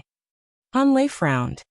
Ye if you mess it up, there'll be no hope for your leg injury. I've been thinking of a way to beg His Majesty these past few days, asking him to issue a decree for Imperial Preceptor Hall to treat you. Han Yi shook his head. Father, you should know that Imperial Preceptor Hall won't treat me. Moreover, the Crown Prince and Imperial Concubine have repeatedly angered His Majesty. His Majesty is too lazy to care about the Han family. Let's do as Divine Dr. Mu said. When can we do the surgery? Mu Ruxin said. We can do it now. That's right, I suddenly thought of something. Everyone looked at her. She smiled and said, I was living well in the Dukan residence when Dukan suddenly used my homesickness as an excuse to end my treatment by his side. Coincidentally, on the same day, I saw Xiao Luleng move into the Dukan residence. I don't know if there's any connection between the two. Han Lei said thoughtfully, Xiao Luleng is his adopted son. It's understandable for him to move into the Dukan residence. Mu Ruxin smiled faintly. But why did he send me away? That's the most suspicious point, isn't it? Han Lei asked. Xiao Luleng moved into the Dukan residence alone. Mu Ruxin sighed. I'm not sure about that. There were 2 carriages behind him. As for what was in the carriages, I didn't see it. Han Lei came over and whispered in Old Master Han's ear. Father, could it be that Xiao Liulong's family members have hidden in the Dukan residence? No wonder our people couldn't find them even after searching everywhere. Old Master Han lowered his voice and said faintly, Don't worry about that. We'll send someone to inquire about it later. The most important thing now is Yi Er's injury. As he said that, he crossed his hands and placed them on the handle of his cane as he looked toward Mu Ru Xian. Then I'll ask Miss Mu to operate on this old man's grandson. However, this old man will warn you first. If anything happens to this old man's grandson, Miss Mu will pay with her own life. In the dead of night. After sending off the last trumpet girl, Gu Jiao could finally enjoy her bed. She lay on the soft bed and looked at the pearl-covered canopy. The place where she was injured by an Hun was aching. She massaged her shoulder with one hand and put the other behind her head. You hit me so hard. One day, I'll put you in a sack. In the end, she was too tired. Not long after, she fell into a deep sleep. She hadn't had a foreboding dream for a long time. She used to think wildly that perhaps the things that were foreboding in her dreams had really happened before. After she came to Yen country, everyone's fate had changed. So, she would never have that kind of dream again. But tonight, she dreamed of it again. But it was different from other people's dreams. For the first time, she saw her own ending in her dream. Digression, It's almost the end of the month. If you have a monthly ticket, hurry up and vote. The latest chapter of this book isn't finished yet. For more exciting content, please scan the QR code below to download the app. Novels are updated faster. Millions of novels are free to read. Novels with content that can't be found on the internet are all available here. https://www.zhbqg.com/89642_8964226/10622014. HTML Genius memorized this website's address in a second. www.zhbqg.com Bikugo mobile reading website.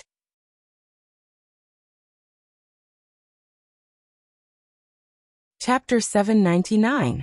Please scan the QR code below to download the app for more exciting content. The novel will be updated at a faster rate. Millions of novels will be read for free. You can find all the novels that you can't find on the internet. When Gu Jiao woke up, there was still blood in her eyes that had not faded. The bloody mist in the dream seemed to have spread to the room. Even the white pearls on the curtains had turned into blood-red agates. The suffocating and nauseating smell of blood filled her nostrils. Broken corpses were lying on the beams. Drip, drip. Drops of thick blood dripped on her expressionless cheeks. Jiao. Jiao Jiao. Someone seemed to be calling her. Jiao. Little Jing Kong climbed onto the bed and shook her shoulders. Jiao, why are you ignoring me? The blood-dripping corpse was blocked by a tender little face, and everything in the dream came to an abrupt end. Gu Jiao blinked and completely woke up from the nightmare. She looked at little Jing Kong, who was looking at her worriedly with his eyes wide open. She answered calmly with a hoarse voice, Jing Kong. Little Jing Kong took a deep breath. I was just worried about you. Gu Jiao lay flat on the soft bed. She raised her hand and hugged the little guy. I'm fine. Little Jing Kong suddenly got a loving hug and was very shy. Her little hands covered her reddened little face, and her little feet swayed as she had nowhere to put them. Jiao really likes me the most. Jiao, you're hugging me a little too tightly. He was almost out of breath. Little fool. Why did you come? Why did you come to collect my corpse even though you knew it was a trap? Jiao, let's go home. I'll take you home. The young man's blood-soaked body tightly protected her in his embrace, just like how she had hugged him when he was young. His eyes were red from killing, and his back and legs were filled with arrows that glittered with cold light. His hot blood stained her path to the yellow springs. He put her on the bamboo raft to return home, but he himself fell down by the river that was engulfed in the flames of war. Great Yan's youngest god of war had fallen. After breakfast, Gu Jiao went to the Black Wind camp as usual. She first went to the various training grounds to take a look. All the generals were seriously training their soldiers, and the Black Wind cavalry were also accepting their mission without complaint. Little Shi did not stop messing around even after defeating more than a dozen horse trainers. It was so energetic that even 10,000 horses despised it. Even the explosive training that horses were most afraid of was quickly addicted to it. The well-behaved horses were thrown into chaos by it, and the training ground became a scene of a large-scale car accident. In the end, it was the Black Wind King who suppressed Little Shi with force. Only then did Little Shi obediently go back to training. I want to win over the old subordinates of the Xianyuan family, Gu Jiao said without hiding anything. The Black Wind camp that had been ruled by the Han family for more than 10 years was not weak, but the Han family had dismissed too many excellent soldiers. Many of the old subordinates of the Xianyuan family had left one after another. Wen Rencheng, Li Shun, Zhao Dengfeng, and Shi Zhongkue, who had died in the battle, were the 4 fierce generals of the Black Wind camp. Some people called them the 4 kings in private. Now only Wen Rencheng was left, and he had become a blacksmith. If Gu Jiao wanted to restore the morale of the Black Wind camp, she had to gather the old subordinates of the Xianyuan family. There is no Xianyuan family anymore. When Rencheng said calmly, Gu Jiao said, I ask you every day, do you want to go back to the vanguard camp? If you don't, I will come back tomorrow. When Rencheng said indifferently, how many times do I have to tell you before you understand? Even if you ask me for 1 year, 2 years, or 5 years, I won't agree. Gu Jiao raised her eyebrows. You mean you will stay in the Black Wind camp for 1 year, 2 years, 5 years, and never leave? Wen Rincheng stood up and went to boil the boiler. You should go. Gu Jiao stood up and dusted her clothes. See you tomorrow. Wen Rincheng pulled the bellows and did not look back. Gu Jiao went around the camp again before returning to her tent. Teacher Hu also came back. Is it done? Gu Jiao asked. It's done. Teacher Hu had been in the camp for so many years, but this was the first time he was entrusted with an important task. He really showed his sincerity and efficiency. Gu Jiao weighed the money bag that Teacher Hu handed to her. She did not count it and just put it on her waist. Teacher Hu was overjoyed. Darren trusted him. He Huyang finally had a chance to stand out. Darren, how was your talk with Wen Rincheng? Did he agree to go back to the Vanguard camp? He asked with concern. Not yet. Gu Jiao said. Teacher Hu's face darkened. Why is he so uncooperative? Gu Jiao stood up and walked out. Teacher Hu was surprised. Darren, you just came back.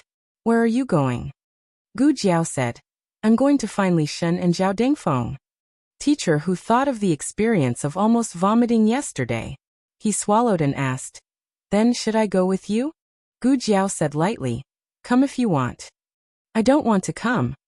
But if you say so, how can I not come? Today she went to see Zhao Dingfeng first. She had deliberately mentioned the two of them in front of Wen Rincheng to see his reaction. Wen Rincheng's reaction was very calm. Either he had never heard the rumor that Zhao Dingfeng had colluded with the Han family, or he knew that the rumor was false. From Gu Jiao's observation of Wen Rincheng, the former was unlikely.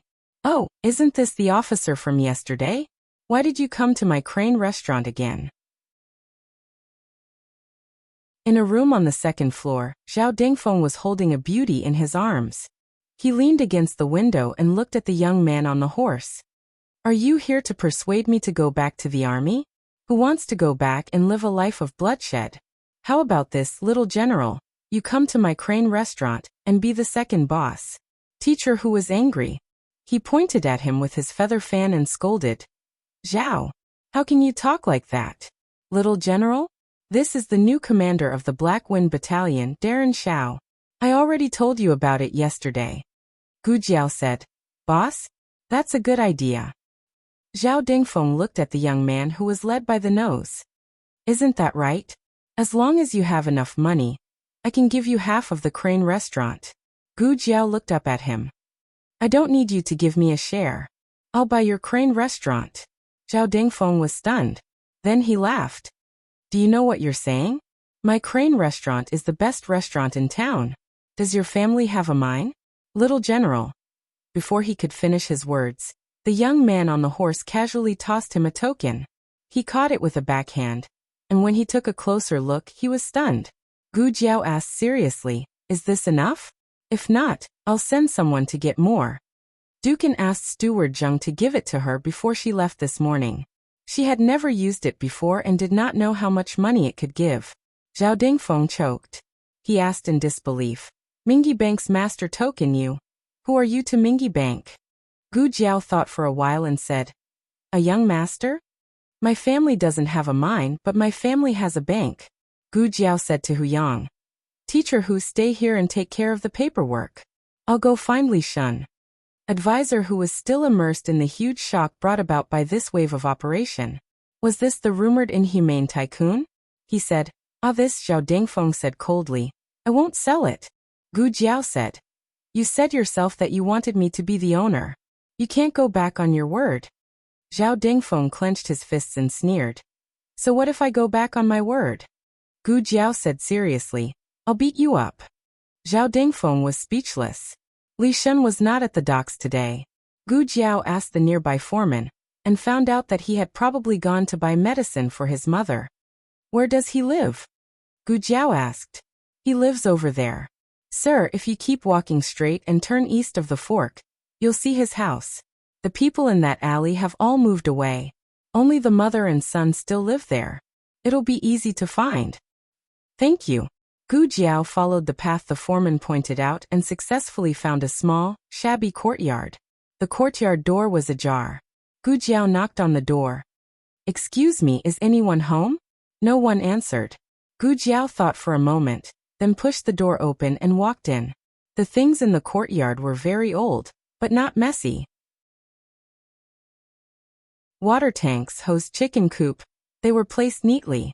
The clothes on the clothesline were also neatly dried. They had been washed until they were yellow. Patches were made one after another, but they were very clean. "Niuwazi, you're back?" An old voice came from inside the room. "Niuwazi, Li Shun's pet name?" Gu Jiao walked into the central room and walked to the room on the right. "Niuwazi." A blind old woman was sitting on the ground. It looked like she had fallen and could no longer stand up. She tried to use her hands to support herself on a chair, but it was useless. Gu Jiao hurriedly walked forward and helped her sit down on a chair. "You're not Niuwazi," the old woman said. Although she couldn't see, she could still smell her son's scent. "I'm here to find Li Shun." Gu Jiao saw the old woman's vigilant look and added, "I'm his friend." The old woman touched Gu Jiao's armor, and the vigilance in her turbid eyes disappeared. She smiled and said, "Niuwazi's friend.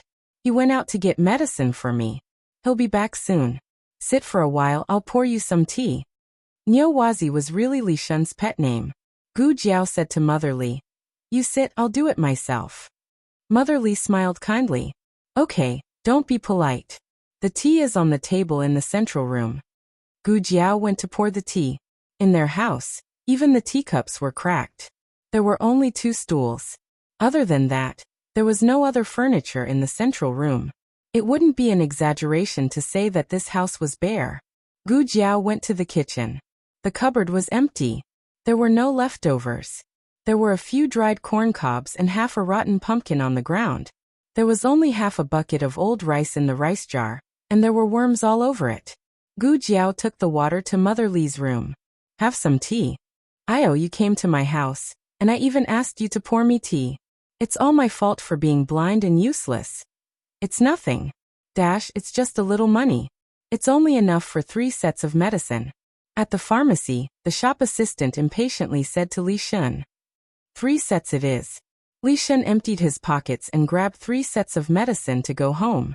When he entered, he clearly sensed that someone had been in the courtyard. A trace of vigilance flashed through his eagle-like eyes. He flew into the room. "Mother!" His mother was sleeping peacefully on the bed, but she was startled by his voice. "Niuwazi, what's wrong?" Mother Li turned her head in the direction of the voice. Seeing that his mother was fine, Li Shun's expression relaxed. He carried the medicine bag to the bedside. "Mother, did someone come to our house?" Mrs. Li smiled and said, "That's right. Your friends from the military camp came by. At first, I thought it was those debt collectors again." In order to cure Mother Li's eyes, Li Shun had borrowed money from loan sharks. From time to time, debt collectors would come knocking. "He also left something for you." Mother Li took out a bundle from under the quilt on the inside of the bed and handed it to Li Shun. "It's silver, right?" she asked in a small voice. Li Shun took it in his hand and felt that it was silver. He opened the bundle. Other than a pile of shining silver ingots, there was also a letter from the Black Wind Battalion. The letter explained the origin of the silver. It was his retirement pay. When the Han family was in power, someone pocketed 90% of his retirement pay. This was the retirement pay he deserved, as well as the interest that should have been paid to him over the years. The latest chapter of this book is not finished yet. For more exciting content, please scan the QR code below to download the app. Novels are updated faster and more complete. Millions of novels are free to read. Novels that can't be found online are all here. https://www.zhbqg.com/8964-2_8964286/1062000767. HTML Genius memorized this website's address in 1 second. www.zhbqg.com Bikuga mobile reading website.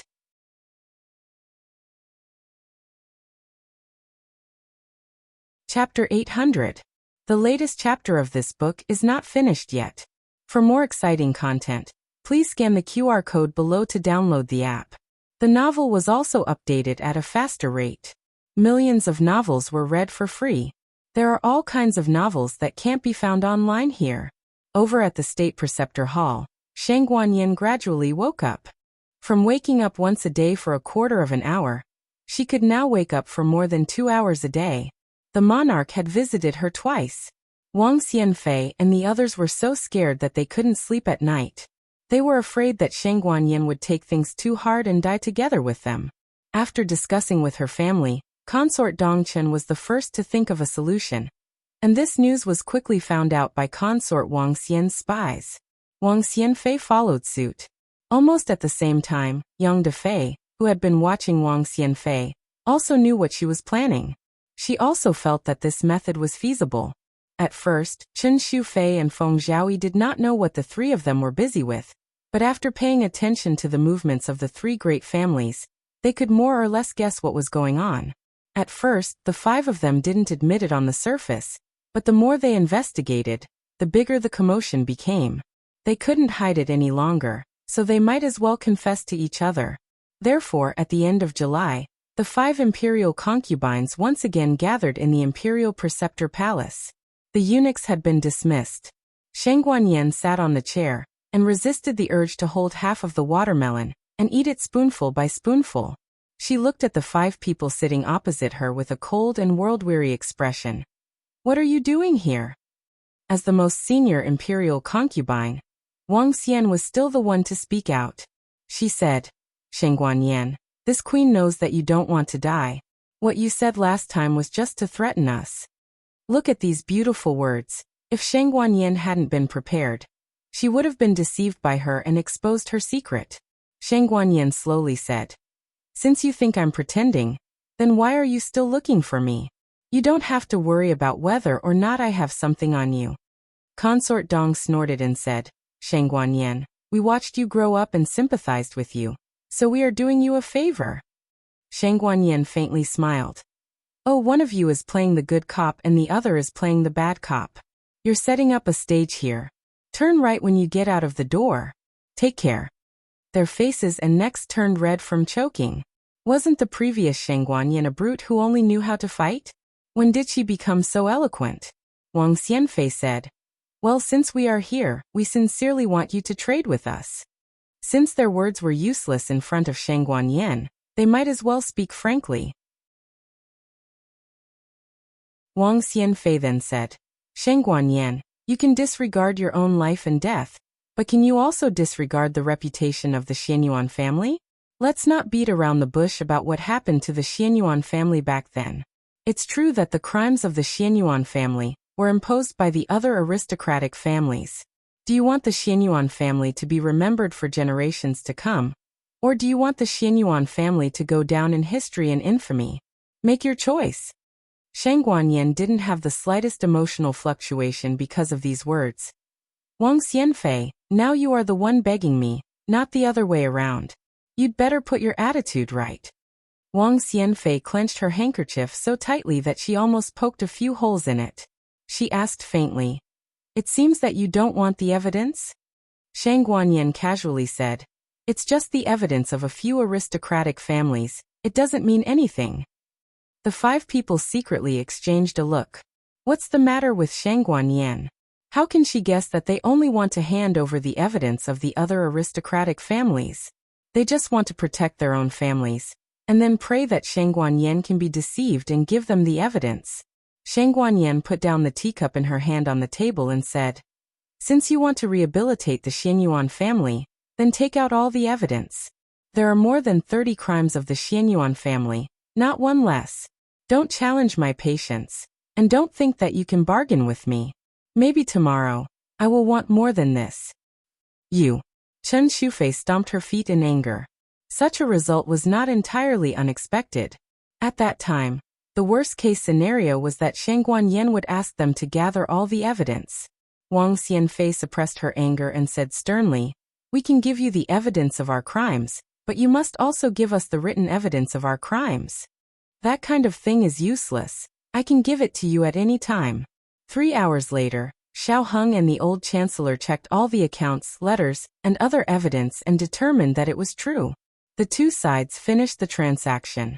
Wang Xianfei angrily left. The evidence involved a wide range of people. If Shang Guanyin didn't see it with her own eyes, she would have found it hard to believe. Even General Wei Wu is involved. The enemy can never hurt you. The real chilling thing is the betrayal of your friends and family. Shang Guanyin murmured. General Wei Wu is uncle's subordinate. He also taught Xianyuan Qing martial arts. Who would have thought that he would burn the Xianyuan family's granary for his own selfishness? Xiao Heng comforted her. It's all in the past. Such a thing will never happen again. Shang Guanyin restrained the melancholy in her heart and said to her son, this evidence should be enough to rehabilitate the Xianyuan family. Xiao Heng paused. Not yet, there is no evidence for the crime of rebellion. Because the crime of rebellion is real. Unless the emperor is willing to admit that he schemed against the Xianyuan family and forced the Xianyuan family to rebel. But that was simply impossible. Xiao Heng said, how about this? Mother will take this evidence as your loyalty and filial piety to the emperor in exchange for the position of the crown princess. The rest is not urgent. When mother becomes the crown princess, we will find a way to take away the emperor's real power. We can still rehabilitate the Xianyuan family. Shang Guanyin nodded in agreement. I think it's good. When dawn comes, I will take this evidence to the emperor.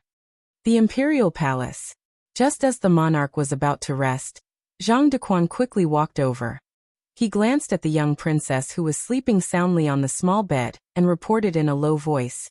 Your Majesty, Madame Han of the Cold Palace is clamoring to see you. The emperor coldly said, how many times does she want to see me? Zhang Dequan didn't dare to answer and only reported, Han said that she has a secret of the empress.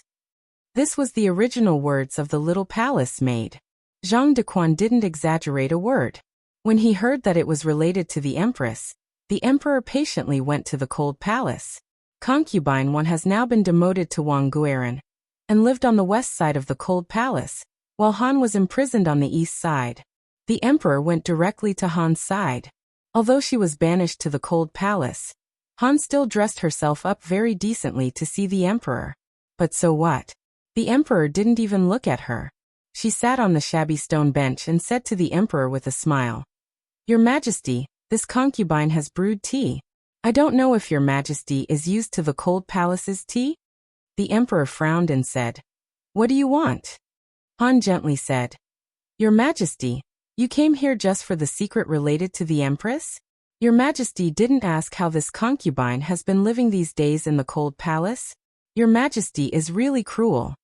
Only when a man loves a woman will he take pity on her weakness. And when a person has no feelings for her, she can only moan without illness. The emperor's eyes became more and more impatient. Han did not seem to notice and said to herself, That's right, Your Majesty only has Xianyuan Hanyan in your heart. When has there been any other sisters in your harem? But even for the person he loved, His Majesty could still be ruthless. Your Majesty's heart only has yourself. The emperor impatiently said, If you have nothing to say, we will leave. Han poured herself a cup of tea. Before the empress died, she did tell this concubine her true feelings. She said that she regretted marrying Your Majesty. If possible, she begged me to think of a way to not bury her in the imperial mausoleum with Your Majesty. She did not want to meet Your Majesty on the road to the Yellow Springs. The emperor's heart fiercely trembled. He knew that Xianyuan Hanyan hated him, but he didn't expect her to hate him to this extent. Han sneered. Does Your Majesty's heart hurt? Or is it that Your Majesty does not want to believe what this concubine said? That's right. When has Your Majesty ever believed this concubine? Even this time, this concubine was clearly framed, but Your Majesty still chose to be blind. Until tonight, this concubine was waiting for Your Majesty to come and see this concubine. This concubine did not want to go to this step. Your Majesty, you forced this concubine. This concubine came to the palace with admiration for Your Majesty. All these years, this concubine hoped day and night to become a real couple with Your Majesty. What did Xianyuan Hanyan do? Your Majesty's harem was all taken care of by this concubine.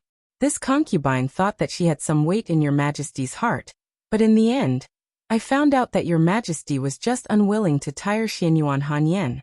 But that woman never looked back at your Majesty. This concubine hated her. So this concubine had people kidnap Shangguan Yin. She was sold to the slave broker and became a slave. The emperor's heart fiercely trembled. It's you? Han Shi smiled and said, It's this concubine. The monarch was furious. He strode forward and grabbed her neck.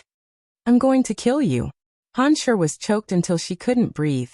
Her face turned purple, but she smiled ferociously. It's too late. Your Majesty, it's too late, you can't kill this concubine. As soon as her voice fell, a dark shadow fell from the sky and chopped the back of the emperor's neck with a hand knife. The emperor's body suddenly became numb. He let go of Han Shi's hand and fell to the ground in a daze. He saw the hem of a black cloak and a pair of black shoes inlaid with gold. Then his eyelids drooped and he completely fainted. Digression. The chapter of Yen Country came to an end. The latest chapter of this book is not finished yet. For more exciting content, please scan the QR code below to download the app. Novels are updated faster. Millions of novels are free to read. Novels with connotations that can't be found on the internet are all available here. https://www.zhhbqg.com/89642_8964286/106199372. HTML Genius remembered this site's address in a second. www.zhhbqg.com Bikugo mobile reading website.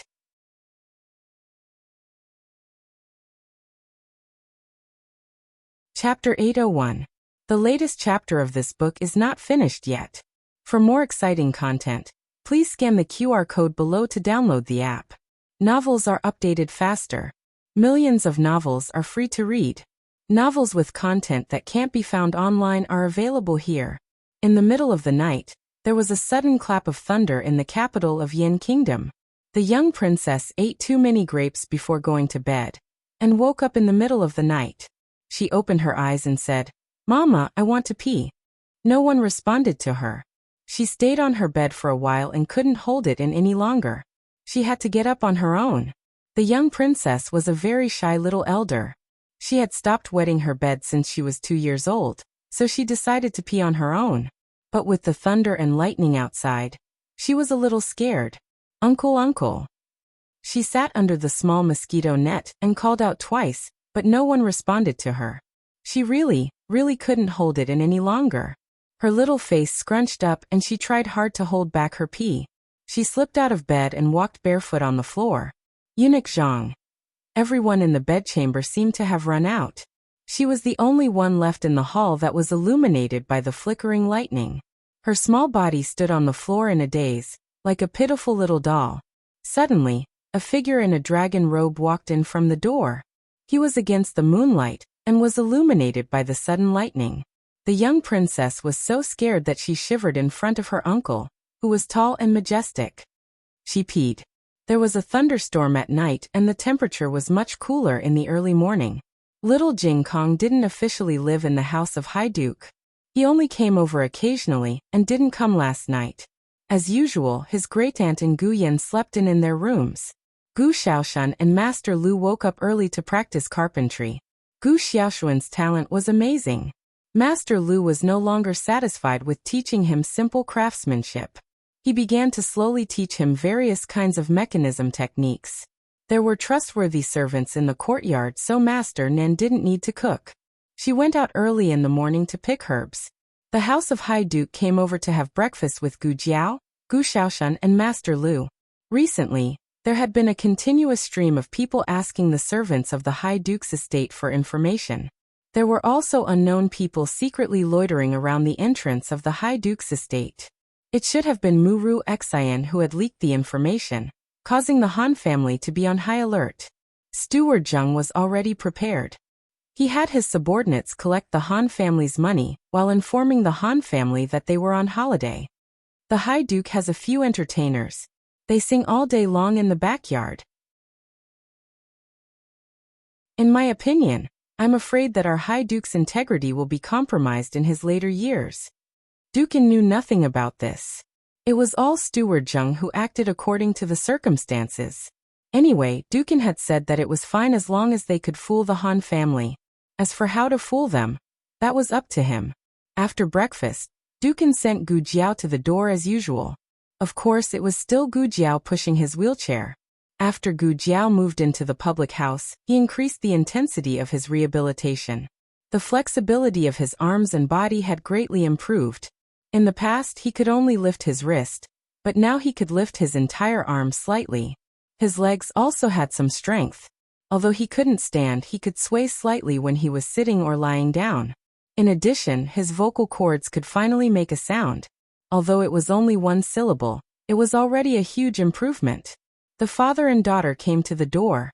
Gu Jiao grabbed the reins on Black Wind King's back and said to Dukin, "Godfather, I'm going to the military camp." Dukin, Okay. Take care on the way. Gu Jiao flipped onto the horse and was about to gallop away when she saw a battered figure stumbling over. The guards of the Duke Dinggua's mansion hurriedly stood in front of Gu Jiao, and Dukin vigilantly. It's me." The man was so tired that he lost his voice. He fell to the ground and gasped for breath. "Eunuch Zhang?" Gu Jiao saw his appearance clearly. She hurriedly flipped off the horse and came to him. She squatted down and asked him, "How did you end up like this?" Zhang Dequan's hair was disheveled and his clothes were messy. He even lost one of his shoes. He didn't have much strength left. He grabbed Gu Jiao's wrist with a strong will. "Lord Xiao, quickly tell the third princess and His Highness Zhangsun, something happened to His Majesty. Last night, the king went to the Cold Palace to see Imperial concubine Han. It was related to Empress Xuanyuan's secret, so Zhang Dequan didn't dare to listen. He tactfully waited outside the courtyard. He didn't know what the two talked about. He just felt that the king had been in there for too long. Based on his understanding of the king didn't have any feelings for Imperial concubine Han.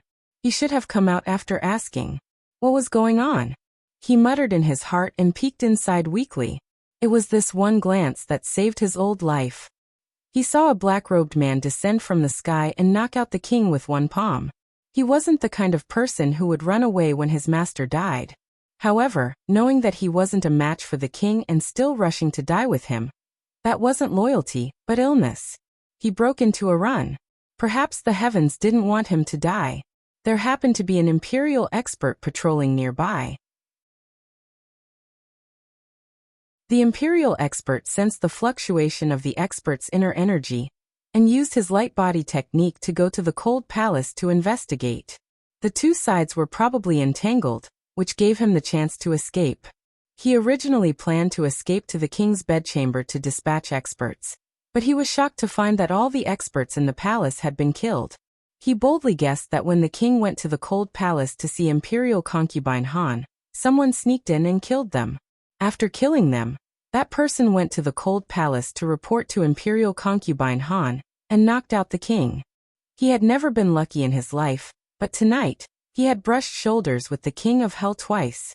He understood that the palace was no longer safe, so he escaped the palace in the middle of the night.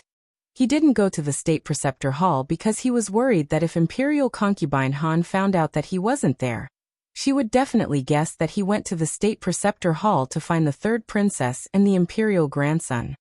He also remembered that Lord Xiao had moved to the High Duke's public house, so he decided to come over and try his luck. After saying that, he fainted.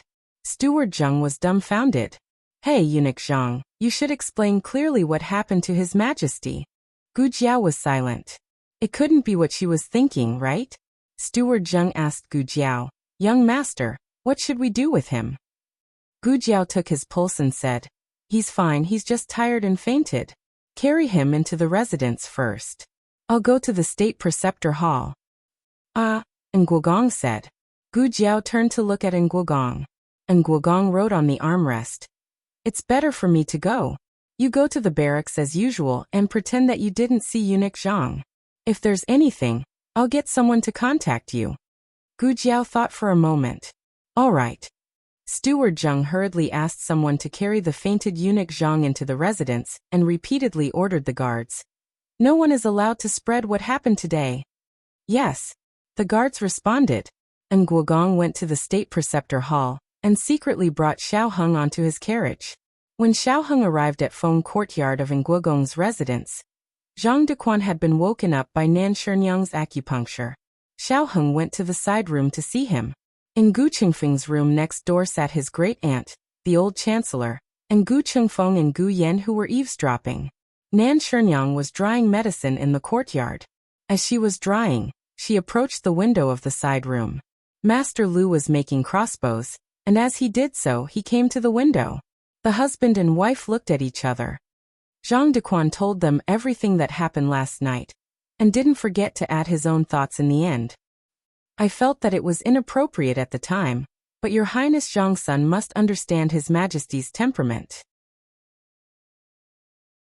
It's about Empress Xianyuan. His Majesty can't not go. This was giving advice after the horse's back. At the time, he didn't expect Han Shernyoung to be so bold as to murder the monarch of a country in the palace. Did you hear what they said? Xiao Heng asked. Your servant didn't dare to eavesdrop, just. Zhang Dequan recalled carefully. There were a few words that they said quite loudly, so your servant heard them. Han Shi said. This concubine also didn't want to go to this step. Your Majesty, you forced this concubine. Xiao Heng paused and asked, Is there anything else? Zhang Dequan scratched his head. And His Majesty said, It's you? I'm going to kill you. That's it. It sounded like the monarch and Han Shernyoung had a dispute. What do you think, great-aunt? Xiao Heng went next door. Empress Dowager Zhuang hugged the candied fruit jar and snorted. Love but can't have it, and hate because of jealousy. It was another concubine Jing, but she was even more ruthless. Concubine Jing also loved the previous emperor, but couldn't have him. Unfortunately, she didn't dare to touch him, and could only make things difficult for his women and children. As the saying goes, pick on a soft persimmon. However, she didn't expect Empress Dowager Zhuang to be a cactus. Empress Dowager Zhuang ate a candied fruit. Oh, this is how you deal with scum. Xiao Heng. Great-aunt, whose side are you on? Gu Qingfeng asked. Since Han Shernyoung has such a powerful expert by her side, why didn't she make a move earlier? Why did she wait until she and her son were both deposed before making a move? As a man of steel, Gu Qingfeng couldn't understand Han Shernyoung's actions. Empress Dowager Zhuang, as a woman who had been in the imperial harem for many years, could more or less understand Han Shernyoung's state of mind. Han Shernyoung already had a weapon to deal with the monarch. The reason she didn't make a move, other than considering the risk of the whole thing, was that she still had some feelings for the monarch. She hated the monarch, but she also hoped that the monarch would make her empress, so that she could be the mother of the country and be a couple with the monarch to grow old together. Unfortunately, the monarch's actions chilled Han Shernyoung's heart. Her original intention of calling the monarch to the cold palace was to give the monarch one last chance. As long as the monarch showed some feelings for her, she could wait. Unfortunately, she was disappointed. She never had a place in the monarch's heart. A woman who was serious about her career was the scariest. The Yen monarch was in for a hard time.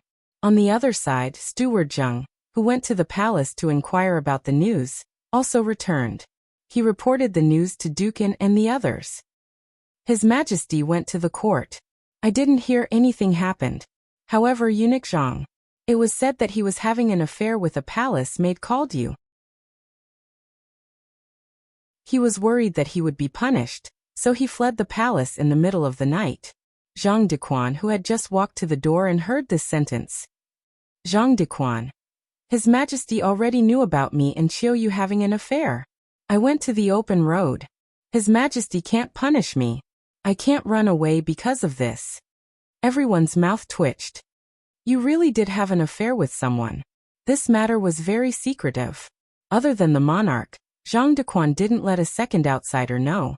Zhang Dequan was so shocked that he forgot to be surprised when he saw so many people in the room, including 2 patients he had seen in the state preceptor's hall. He asked nervously, Oh no, Qiu fell into their hands. Qiu is in danger. Everyone looked at him with sympathy. Zhang Dequan asked. Why are you looking at me like that? The old chancellor pushed the cup forward. Drink a cup of green tea. Xiao Heng passed the plate of snacks in front of him. Eat a piece of mung bean cake. Gu Yan opened his palm. I'll give you a jade bottle. Zhang Dequan. The monarch was knocked unconscious by Imperial concubine Han at night. In the morning, concubine Han let him go to the court. No matter how one looked at it, something felt wrong. Judging from the matter of Qiu Yu and Zhang Dequan, the harem should be controlled by concubine Han. But according to Steward Zheng's information, concubine Han wasn't released from the cold palace. In short, concubine Han used the monarch to do all this. Why would the monarch listen to concubine Han? Did concubine Han get hold of his weakness? Or was he controlled by concubine Han? Xiao Heng said. My mother went to the palace to see the emperor. Wait for her to come back and listen to what she has to say. After half a month of cultivation, Sheng Guanyin had already recovered to be able to stand and walk. But in order to show her weakness, she still chose to enter the palace in a wheelchair. She went to the monarch's bedchamber to wait. However, what was strange was that the palace people didn't allow her to enter. She was the third princess. Even if she was crippled, she could still lie in the monarch's bedchamber. How dare they stop her from entering? What's your name? This princess has never seen you before. Sheng Guanyin sat in the wheelchair and faintly asked the little eunuch in front of her. The little eunuch smiled and said, This slave's name is Huan Shi. I was just transferred here. Where's Zhang Dequan? Sheng Guanyin asked. Huan Shi smiled and said, Eunuch Zhang was found to have an affair with a palace maid. He fled overnight. Now the one serving His Majesty is Chief Yu. Sheng Guanyin frowned and said, Which Chief Yu? Huan Shi said, Chief Yu Changpa. She seemed to have some impression of him. He used to serve the emperor, but he was not very favored. Why did he promote him? What about Xiao Zhao? She asked again. Huan Shi sighed and said, Xiao Zhao and Eunuch Zhang are good friends. They were implicated and punished. They were transferred to the laundry room. Sheng Guanyin asked a few palace people who were usually in front of the emperor, but the result was that they were not there. The reason was the same as Xiao Zhao's. They were implicated and punished. This kind of phenomenon was not strange in the harem. But the fact that she was blocked outside the door was unusual. After all, whether it was a newcomer or an old one, they should have heard that she was very favored recently. Sheng Guanyin lightly said, You blocked me outside. Are you not afraid that my father will blame you when he comes back? Huan Shi kneeled and reported, This is His Majesty's order. No one is allowed to enter without permission. This slave is also under the order. Third princess, please understand. In the end, Sheng Guanyin didn't see the monarch. She went to the Hall of Harmony to find the monarch. Sheng Guanyin was confused. What kind of medicine is this old man selling in his gourd? Did Wang Xian and the others betray me? No, I'm not afraid of death. They are afraid of death. Sheng Guanyin left the palace with doubts. On the other side, Gu Jiao finished her official duties in the military camp and rode Black Wind King back to the Duke's mansion. Xiao Heng went to pick up little Jing Kong. The matter was reported by Gu Chengfeng and Gu Yan. When she heard that the monarch had an accident in the cold palace, Gu Jiao knew that what should come will come. In her dream, the monarch was also plotted against by imperial concubine Han in the cold palace. The person who did it was in Han. Under the control of imperial concubine Han and the Han family, the Great Yin fell into a civil strife more terrible than 15 years ago. Jin and Liang took the opportunity to wage war against the Great Yin. Under the internal and external troubles, the Great Yin suffered a devastating blow. Not only did they lose 12 cities, but they also lost countless outstanding children of aristocratic families. Mu Qingchen died in battle. Qing Feng died in battle. The 7 sons of Xianyuan died in battle. The Xianyuan army, which had been exhausted by the 3 years of civil war, couldn't turn the tide and was eventually wiped out. In her dream, imperial concubine Han imprisoned the monarch 6 years later. She didn't expect it to happen so early. Gu Jiao stared at Xiao Heng. The monarch is no longer the monarch of the past. Xiao Heng looked serious. What do you mean? Gu Jiao didn't say how she knew.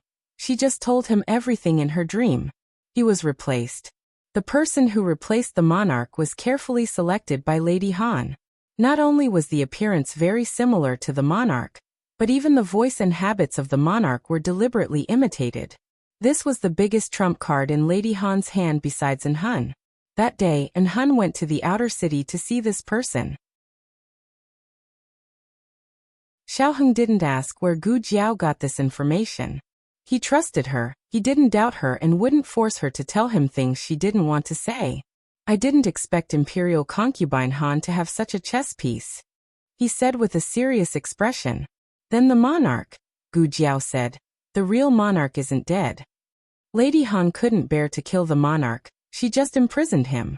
At this time, Lady Han didn't know that 3 months later, the monarch would die of illness in a cellar that never saw the light of day. She still lost him in the end. This was also the beginning of all the nightmares. Without the monarch to stabilize Lady Han and the Han family started a civil war. We have to snatch the monarch back, Gu Jiao said. The latest chapter of this book isn't finished yet. For more exciting content, please scan the QR code below to download the app. Novels are updated faster. Millions of novels are free to read. Novels with content that can't be found on the internet are all available here. https://www.zhbqg.com/89642_8964286/106180321. HTML Genius memorized this website's address in 1 second. www.zhbqg.com Bikugo mobile reading website.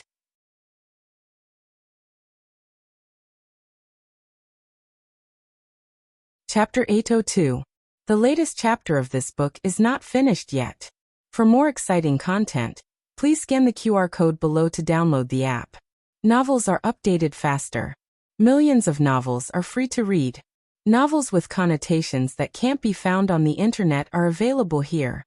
In fact, even if Gu Jiao didn't say what happened in the dream, Xiaoheng also understood that the emperor can't fall into the hands of Han clan. They already had a falling out with the Han clan. The Han clan used the emperor's power to deal with them first. Gu Jiao and Xiaoheng returned to the state preceptor's hall in the Duke Fu's carriage. When Shang Guanyan heard that the emperor was plotted against by imperial concubine Han, she didn't have any reaction. When she heard that the emperor in the imperial court was a fake, she didn't have much reaction. But when she heard Gu Jiao ask her where the dog hole in the cold palace was, she suddenly exploded. What do you want to do? Gu Jiao truthfully said. I want to snatch the emperor. Shang Guanyan's face sank. No, it's too dangerous. She firmly refused to sacrifice her own daughter-in-law's life for a scum father, who killed her mother's entire family. In the beginning, he wanted to marry the Han clan. He wanted to raise the 10 great clans to encircle and suppress the Xianyuan clan. But now, did he suffer a backlash? Xiaoheng said. But if the fake emperor abolished Jiao, it's also very dangerous. Shang Guanyan frowned. With Han clan's temperament, it's indeed possible for her to do such a thing. The fake emperor has just ascended the throne. Outsiders can't see the clues, but they themselves will feel a little guilty. Therefore, it's unlikely for them to do things that are very different from their original temperament. For example, they will touch her and Shang Guanqing. It's hard to say about others. Shang Guanyan asked her son to bring a pen and paper. She drew a map of the cold palace for Gu Jiao. Gu Qingfeng went there last time, but he was outside the dog hole and didn't go in. After you go in from here, you have to go around Imperial Concubine Wan's territory to reach Han clan's courtyard. But, did she really hide the emperor in the cold palace? Are you sure? The news little Nine heard, it can't be false. Gu Jiao said without changing her expression. Oh, that bird. Shang Guanyan no longer doubted. Xiaoheng looked deeply at Gu Jiao but did not expose her. After dark, Gu Jiao and Gu Qingfeng changed into night clothes, put on masks, and went to the cold palace under the cover of the night. Gu Qingfeng easily found the dog hole from last time. Gu Jiao was still wondering why Gu Qingfeng didn't directly take Shang Guanyan to climb over the wall since his Qing Gong was so good. But when she came to the corner of the wall, She saw the seemingly invisible silk thread and understood. Gu Chengfeng whispered, "The silk of the snowfield silkworm is incomparably sharp. If you accidentally bump into it, you'll be cut into pieces. I don't know how high the highest silk is. I'm afraid that I won't be able to see it, and will only have half of my body left when I fly over. Looks like we can only drill." Gu Jiao said. "I'll go over first." Gu Jiao crawled over after making sure there was no danger before letting Gu Chengfeng crawl over as well. The two stood up and brushed off the dust on their bodies. Gu Chengfeng said, "By the way, the king should know that Shangguan Yan likes to drill this dog hole, but he didn't fill it up and left it for Shangguan Yan to go out and play? He loves her so much. Why did he hurt her in the first place?" Gu Jiao lightly said, "You don't have to guess a man's mind." Gu Chengfeng looked around and said to Gu Jiao, "That master must be guarding Han Shi's side. I'll lead him away in a while. You go and rescue the king." Gu Jiao said, "Can you lead him away?" Gu Chengfeng patted his small chest. "I'm Zhao country's #1 thief, Fei Shuang. Don't think that just because my martial arts are not as good as yours, I'm not as good as you in other aspects. You should learn it well, and watch how I lure him away." Now that there was no other way, Gu Jiao thought for a moment and seriously said, "You're not allowed to fight with him." Gu Chengfeng laughed and said, "Don't worry, I'm a thief, not a robber. I won't fight with people. Escaping is my strength. But I'll say the ugly words first. If that person is really as powerful as you described, I may not be able to hold on for long. An incense stick. You only have an incense stick's worth of time." Gu Jiao nodded her head. "I know." Gu Chengfeng turned around and left. "Gu Chengfeng, be careful." Gu Jiao called him. "If you're killed by him, I won't avenge you." Gu Chengfeng curled his lips. "Tiske, you have no conscience." Gu Chengfeng used his qinggong to fly toward Han Shi's courtyard. Gu Jiao quietly followed and closely watched the movements in the night. To be honest, she was a little unsure. And Han was after all a very powerful expert. Would he really fall for Gu Chengfeng's trick so easily? Wouldn't he have guessed that someone who didn't even dare to fight with him was trying to lure the tiger away from the mountain? Even if Han couldn't guess it, with Han Shi's palace scheming mind, would she fall for it? Han Shi wouldn't fall for it so easily. But Gu Chengfeng's luck was not bad. Han Shi coincidentally went to the cellar to visit the monarch. And Han guarded the courtyard alone. Gu Chengfeng concealed his aura. After coming to the Yan kingdom, not only did Gu Changqing and Gu Jiao increase their strength, but Gu Chengfeng also trained his qinggong to be stronger than before after getting injured and fighting. He silently waited for his chance. Gu Jiao's prediction was right. An expert like Han wouldn't easily fall for the trick of luring him away, unless he wanted to kill Gu Chengfeng. Gu Chengfeng hid in the darkness for nearly a quarter of an hour. Suddenly, Han turned and went to the toilet. Now's the time. Han unbuckled his belt. At this moment, one's vigilance would be greatly lowered. Gu Chengfeng suddenly shot out 3 plum blossom darts. F***CKU, Master and Han. Go be an eunuch in Han. Gu Chengfeng had been secretly learning from Mistress Nan these days. And Han's hair stood on end as he felt a strong murderous aura. His muscles tensed up as he made a defensive response in a critical moment. Then he couldn't shout, "And Han." No way, the sneak attack didn't succeed. He can even dodge like that. What kind of pervert is he? Ah! And Han charged towards Gu Chengfeng. Gu Chengfeng broke into a run. Damn it. How could he be so fast? Stupid girl. I can't hold on for more than half an hour, at most half an hour. Gu Jiao saw 2 figures flying into the night from behind the tree. She didn't dare to delay, and quickly ran to Han Shi's courtyard. At this moment, Han Shi was holding an oil lamp in the cellar. Although it was a cellar, it still had all the furniture. It was just a bit simple and crude, looking more like a commoner's house. And the two of them looked like a couple from the commoners. The monarch had been drugged with bone-softening powder, and was lying weakly on the simple bed. Han Shi sat on a stool beside the bed and looked at him with a smile that wasn't a smile. "Your Majesty, don't blame this concubine. This concubine already said that you forced this concubine." The monarch looked at her coldly. This was the first time Han Shi had drugged the monarch with bone-softening powder. The dosage was a bit too much, causing the monarch to not only be unable to move, even his throat was numb. Han Shi smiled and said, "Your Majesty, don't worry. This concubine won't kill you." The monarch trembled as he bit out these two words. He never expected that this vicious woman would dare to imprison the Son of Heaven. This was even more shocking than the Xianyuan family's rebellion. In any case, the Xianyuan family had the backbone and the strength. But Han Shi was just a concubine in the harem. With the Son of Heaven missing, did she really think that no one would find out? As if she could see the mockery in the monarch's eyes, Han Shi faintly smiled and said, "Your Majesty, don't worry. No one will know where you went.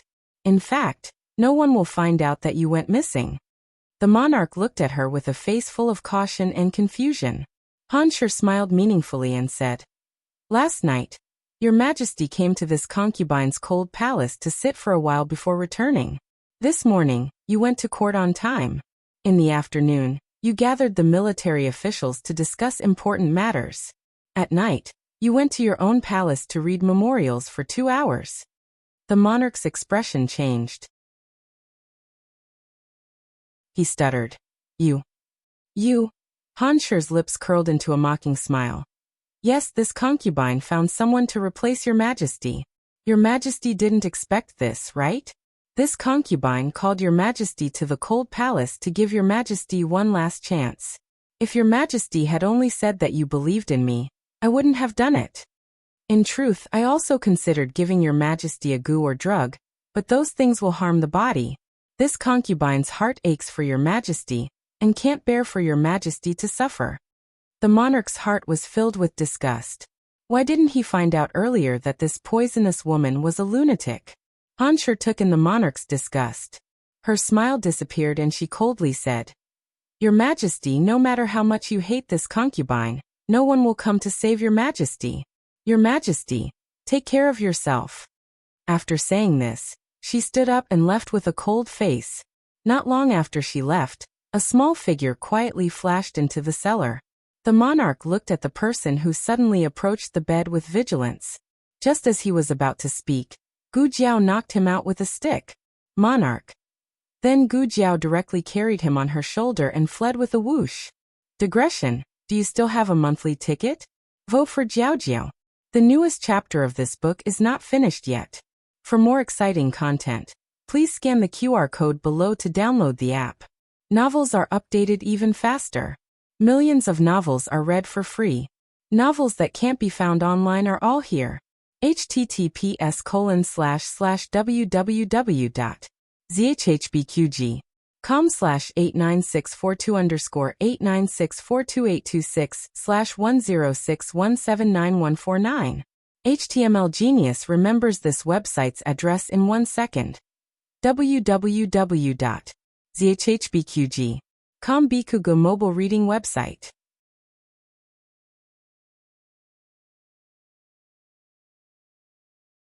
Chapter 803. The latest chapter of this book is not finished yet. For more exciting content, please scan the QR code below to download the app. Novels are updated faster. Millions of novels are free to read. Novels that can't be found online are all available here. It was a dark and windy night. Gu Chengfeng was being chased by An Hun. He knew that An Hun was powerful, but he wasn't weak either. Why was he getting closer and closer? It was already abnormal that he was getting closer and closer. Under normal circumstances, no one could run more than 10 feet away from An Hun, but Gu Chengfeng had already circled around the palace. But he couldn't hold on any longer. He was about to smoke. Forget it. Let's get out of the palace first. Gu Chengfeng jumped out of the main entrance of the harem and ran in the direction of the exit. An Hun chased after him relentlessly. Gu Chengfeng didn't expect to get rid of him now. If he could lure him out of the palace in the opposite direction, he could buy more time for that girl. Gu Chengfeng brought out his reincarnated energy and ran amok in the night. Finally, he leaped up and stepped through the last gate of the outer court. At this moment, An Hun was less than 20 feet away from him. "Oh no, I can't hold on any longer. Please don't get caught. My martial arts skills are not enough to even fill the gaps between An Hun's teeth." However, there was a saying in the world. What you fear will happen. Just as Gu Chengfeng gritted his teeth and was about to break through his limit, and Hun came behind him and grabbed his collar with his bone-cold hand. Gu Chengfeng's heart skipped a beat. He was someone who had experienced the Battle of Yuegu City. He had fought with the Chun army for 5 days and 5 nights, but he had never felt that he had really stepped into the palace of the King of Hell. It was as if the hand that grabbed him wasn't a death warrior's hand, but the ghost claw of the King of Hell. I can't die, I can't die. I haven't lived long enough. I can only use my last move. The seemingly complicated and numerous thoughts flashed through his mind in an instant. With a swish, he took out something from his bosom, and Hun thought that he was going to assassinate him with a hidden weapon. Who would have thought that through the other party's back he saw the other party use something to wipe his mouth? What move is this? The next second, Gu Chengfeng turned his head and pouted his red lips.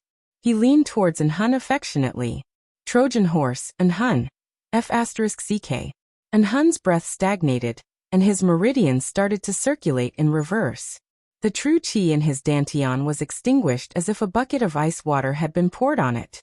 His breath was blocked, and he fell down with a clatter. In the process of falling, he threw Gu blazing hot lips Chengfeng away in disgust and horror. The all-powerful Lord Hun had never been so frightened before. What kind of shameless opponent was this? Back in the day, he was also a very decent little wind, but the group of people in the courtyard. No, not to mention the people, even the horses were not decent. He was influenced by the company he kept. However, Hun was Hun after all. Even though his soul had been sent flying by the lightning, he still relied on his strong instinct to recover his inner energy the moment he landed. He struck the ground with his palm and borrowed the force to do a somersault in the air before landing firmly on the ground. As for Gu Chengfeng, he borrowed the force of him throwing him out just now and disappeared with a whoosh. In the night, a certain someone's annoying voice could be heard. Thank you, Lord Hun. And Hun did not chase after him. He knew the force of his throw. If he chased after him, he would be too far away from the palace. He turned and returned to the cold palace. Just as he entered the courtyard of the cold palace, he saw Han Shi angrily walking towards him. Where did you go just now? The king was taken away by someone. And Hun said calmly, I know, I will get him back. After Gu Jiao carried the king out of Han Shi's courtyard, she went straight to the dog hole that led to the outside of the palace. As the king was knocked unconscious, he could not drill the hole himself, so Gu Jiao could only stuff him in. Who knew that the king's body would get fat, and he would be stuck in the dog hole? Gu Jiao frowned seriously and kicked his dragon head, kicking him over without hesitation. After that, Gu Jiao crawled over herself. She did not know how long Gu Chengfeng could delay, but it was best that she did not waste any time. She carried the king and sprinted towards the planned location. There the Black Wind King was already in place. However, things did not go as she wished. Before she could run a mile, Hun caught up with her. She saw with her own eyes that Hun used his sword to cut open the snow silk on the wall, and jumped over elegantly. He was indeed an expert. His skills were amazing. Gu Jiao could not escape from Hun alone. Now that she had to carry the king, she was no match for Hun. What was Gu Chengfeng doing? Had it really been a quarter of an hour? Gu Chengfeng. It was clearly the king who was stuck in the dog hole for half a day. Gu Jiao felt that she was doomed. Hun's murderous aura was approaching her quickly. However, because she was carrying the king, Hun did not kill her. He only wanted to snatch the king back. Gu Jiao threw out 3 black fire pearls. Hun's eyes narrowed. He paused in midair, and turned around to avoid the pearls. He lightly tapped his foot and landed on a tree. The black fire pearls landed on the ground, and made a series of explosive sounds. Gu Jiao felt a toothache. Shouldn't an expert like you catch hidden weapons with your bare hands? Why are you dodging? Hun pulled out a long vine from the tree and threw it at Gu Jiao. The long vine wrapped around Gu Jiao's slender waist. Gu Jiao was pulled over by a strong force. She had 2 choices. She could either surrender and be captured by Hun together with the monarch, or she could throw the monarch down. Hun would abandon her to save the monarch, and she would take the opportunity to escape. She did not want to die. However, she would not give up the king that she had already captured. She immediately pressed down on the dagger at her waist. However, before she could pull it out, Hun slapped the dagger out of her hand. This guy. In the nick of time, a figure suddenly appeared from the side and cut the long vine in half. Gu Jiao and the king fell to the ground. The person holding the sword blocked in front of the two and said through the veil, "You guys leave first." It was Yi Qing's voice. Gu Jiao looked at Yi Qing, who was dressed in black, and then looked at the 4 men of sacrifice that came with Yi Qing. She roughly understood that it was the state teacher's palace that made their move. "Be careful," Gu Jiao reminded. "I will." Yi Qing flew up with her sword and attacked Hun together with the 4 men of sacrifice from the Imperial Preceptor Palace. Gu Jiao took the chance to grab the king, who had fallen to the ground, and ran. Behind them came the sound of weapons clashing. The whole street seemed to be filled with killing intent.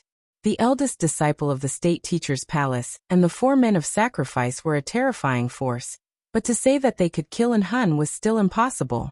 Set up the formation. Trap him. Under Yi Qing's order, the 5 of them formed a formation and surrounded Hun. Hun coldly looked at the 5 who came out of nowhere and sarcastically curled his lips. "You think you can stop me with just the few of you?" Yi Qing coldly said. "Whether I can stop you or not, you'll know once you try. Or are you scared? That's right, you colluded with the deposed concubine and imprisoned the king. You have committed a crime worthy of all 9 generations of your family. If you're willing to surrender, then maybe I'll consider letting you go." Hun coldly laughed. Stalling for time? Useless. As soon as he finished, Hun's figure flashed and suddenly appeared in front of Yi Qing. His speed was too fast, to the point that Yi Qing could only see a blur. Before he could react, Yi Qing had already been sent flying by Hun. And almost at the same time, Hun used the remaining qi in his body to send the other 4 men of sacrifice flying. Hun's goal was to take back the king, so he didn't waste too much energy on Yi Qing and the others. Yi Qing fell onto a roof, covered his chest and spat out a mouthful of blood. Damn! He escaped so quickly. Xiao Lulang, you can only rely on yourself from now on. Achoo! Gu Jiao was running just fine with the king on her shoulder, when she suddenly sneezed out of nowhere, stepped on something slippery, and fell flat on her face. No way, right? Was someone talking about her again? Xiao Lulang, this name is poisonous. Gu Jiao got up with a black face. Just as she was about to grab the king and continue running, Gu Qingfeng used his qinggong to catch up. Hey, are you okay? Gu Qingfeng asked her. Gu Jiao, with grass all over her body, shook her messy hair. I'm fine. Yi Qing and them are coming. I don't think they can hold them off for too long. You take the king and leave. We'll split up. Letting Gu Qingfeng lure Hun away was because only he could do it. Now letting Gu Qingfeng take the king away was also because only he could take him away. What Gu Jiao didn't say was that she sprained her leg from the fall just now. Gu Qingfeng frowned. But you? Gu Jiao took out a bone whistle. Black Wind King will come get me, hurry up and leave. The reason why she didn't use the bone whistle before was because she was worried about exposing her location and attracting the Black Wind King, and sure Yi attracting Hun. Now there was no other choice. Gu Qingfeng gritted his teeth. I know what you want to do, but this time, I won't listen to you. Hun wasn't Han Yi. Once he fell into his hands, there was no chance of survival. Gu Qingfeng, with one hand holding onto the king and the other holding onto Gu Jiao, used his qinggong to jump. But right at this moment, Hun arrived. Hun squinted his eyes, aimed at Gu Qingfeng's legs and slashed down. The newest chapter of this book is not finished yet.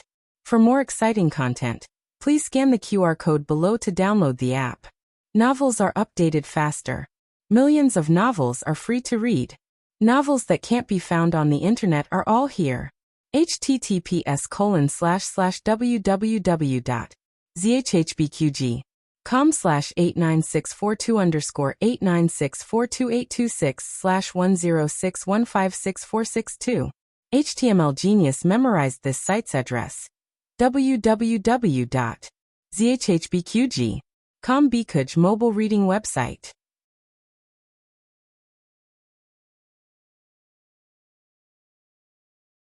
Chapter 804. This book's newest chapter isn't finished yet. For more interesting content, please scan the QR code below to download the app. Novels are updated even faster. Millions of novels are free to read. Novels that can't be found on the internet are all here. Gu Jiao felt the sharp killing intent and sword chi and frowned. Watch out. It was already too late to dodge. So Gu Qingfeng clenched his teeth and pushed the two of them towards the roof in front of him. It was better for the sword chi to land on his leg alone than for Gu Jiao to be injured with him. But the expected pain didn't come. On the other side of the roof, a navy blue figure fell from the sky and also sent out a sword chi, protecting Gu Qingfeng, who almost lost his legs. Gu Qingfeng turned around and was instantly dumbfounded. Big brother? Gu Chongqing sent out a palm and sent him to the roof where Gu Jiao and the king landed. You guys hurry and leave, he lightly said, and vigilantly looked at the black-robed man 2 meters away. Gu Qingfeng was so shocked that he couldn't even close his mouth. Big. Why is Big Brother here? Wasn't he lying in the ICU this whole time? When did he wake up? How did he know what he was doing tonight? Gu Jiao frowned, as if she was also a bit confused, but not as confused as Gu Qingfeng. Or maybe it was because she was a bit more calm.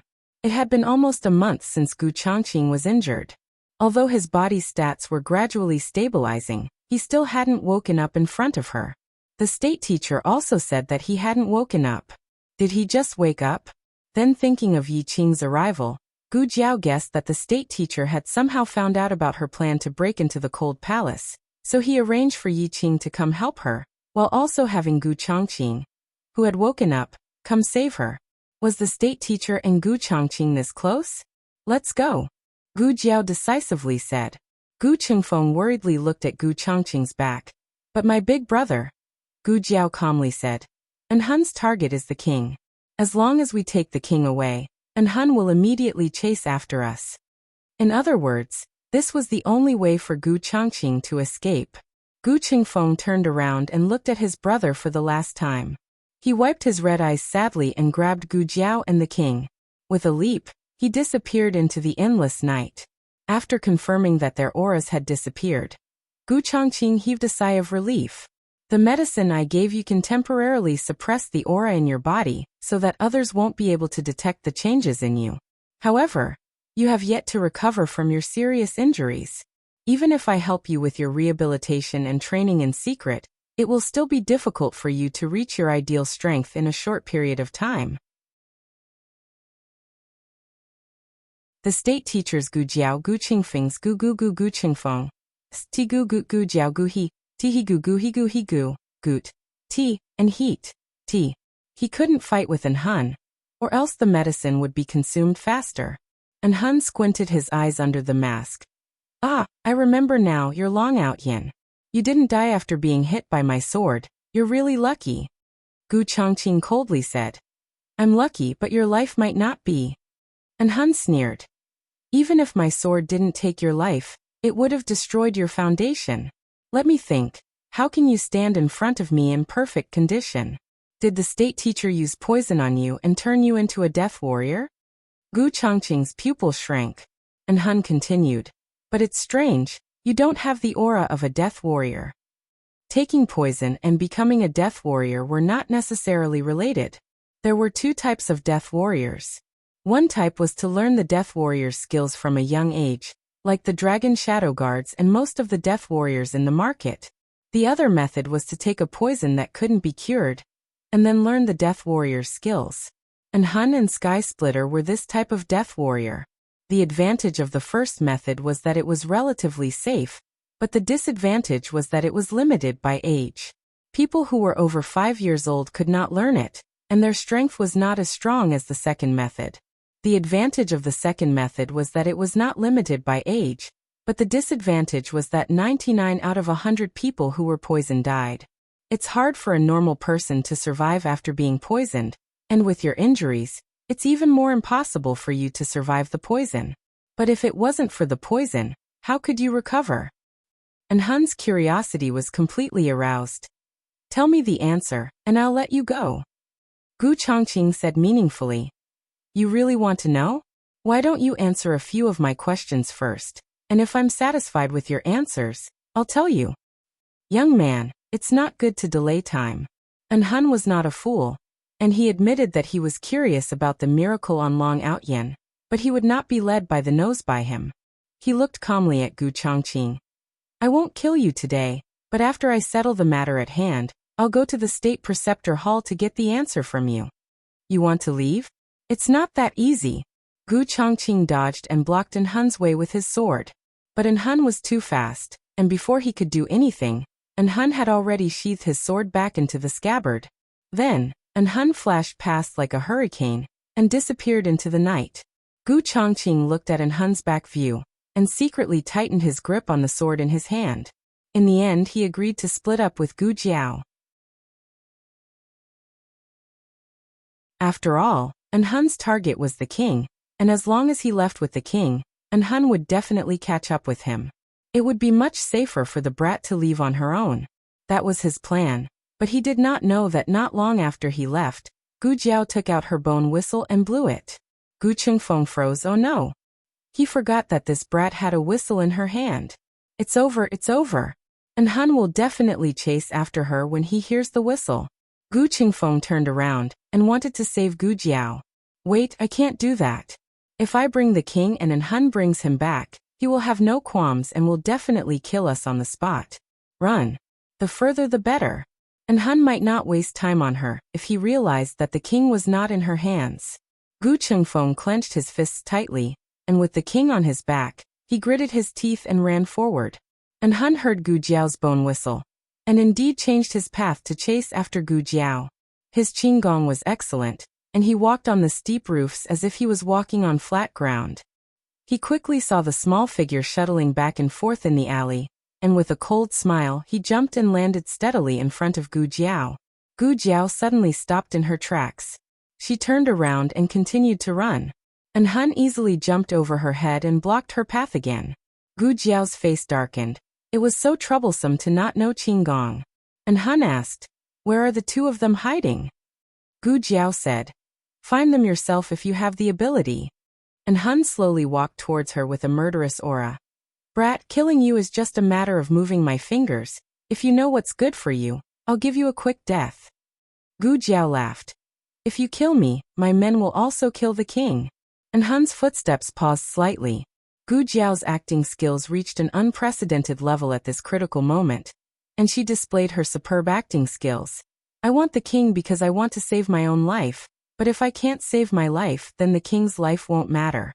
If you don't believe me, you can try to kill me, but I can guarantee you that the king will die with me. And Han looked at her deeply, as if he was judging whether she was telling the truth or not. After a while he laughed out loud. Brat, you won't. I'll say it one last time, hand him over, or I'll kill you. Gu Jiao raised her eyebrows.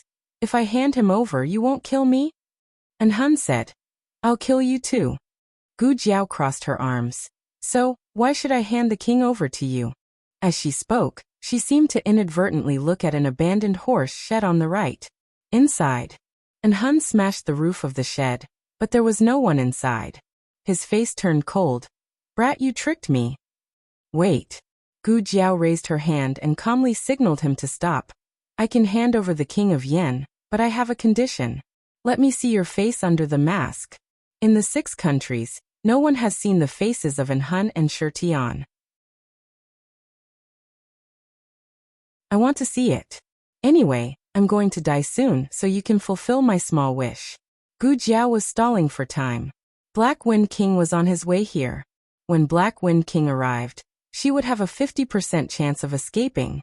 And Han said disdainfully, Brat, you don't have the right to negotiate with me. My patience is really running out. If you don't tell me, I'll kill you first and then find the king. I don't believe that your accomplice can bring the king far. Gu Jiao pointed behind him. Ah, Shi Tian. And Han didn't believe that Shi Tian would appear, but this name made him care too much.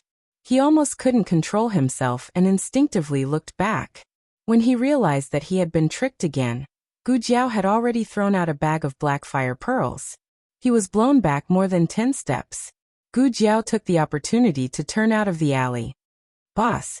Gu Jiao saw Black Wind King running towards her. Her eyes lit up. and she even forgot about the pain in her leg. And Han was completely enraged. He chased after her and slammed his palm on the wall beside him. The wall that had not been repaired for a long time suddenly collapsed and fell towards Gu Jiao's face. This time, no one will be able to save you. And Han had just finished his words when a black figure flew out from the night. A slender and strong arm grabbed Gu Jiao and flew out of the ruins. His speed was too fast, and Gu Jiao was blown in the face. After he steadily landed on the ground, Gu Jiao looked at the long shadow on the ground which was illuminated by the moonlight, and expressionlessly spat out a mouthful of dust. Long time no see. Long Yi. Digression. It seems that many people said that they would give tickets to Long Yi as soon as he appeared. The latest chapter of this book is not finished yet. For more wonderful content, please scan the QR code below to download the app. Novels are updated faster. Millions of novels are free to read. Novels with connotations that can't be found on the internet are all available here. https://www.zhbqg.com/89642_8964286/1061555101. HTML Genius will remember this site's address in 1 second. www.zhbqg.com Bikuj mobile reading website.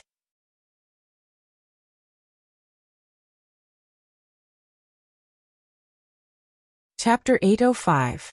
The latest chapter of this book is not finished yet. For more exciting content, please scan the QR code below to download the app. Novels are updated faster. Millions of novels are free to read. Novels with connotations that can't be found on the internet are all available here. Long Yi placed Gu Jiao in a proper position as if he was placing his own little doll. He didn't forget to use his internal force to smooth out the little ahog on the little doll's head. Long Yi, why are you here? Gu Jiao asked him. Obviously Long Yi wouldn't answer. Forget it. This problem can be slowly studied later. The most important thing now is to deal with An Han, this troublesome guy. Gu Jiao pointed at An Han who was not far away and seriously said, Long Yi, beat him. I can't beat you. I'll let Long Yi beat you. An Han obviously didn't expect Gu Jiao to suddenly change her style. But thinking about it, this kid was originally shameless, otherwise he wouldn't have repeatedly played with him. But who was this big guy that suddenly appeared? Long Yi was wearing a black robe and a ghost mask. Other than Gu Jiao, Princess Xinyang and Xiao Heng, no one else had seen his adult appearance. But the aura emitted from his body was faintly familiar to An Han. An Han slightly narrowed his eyes.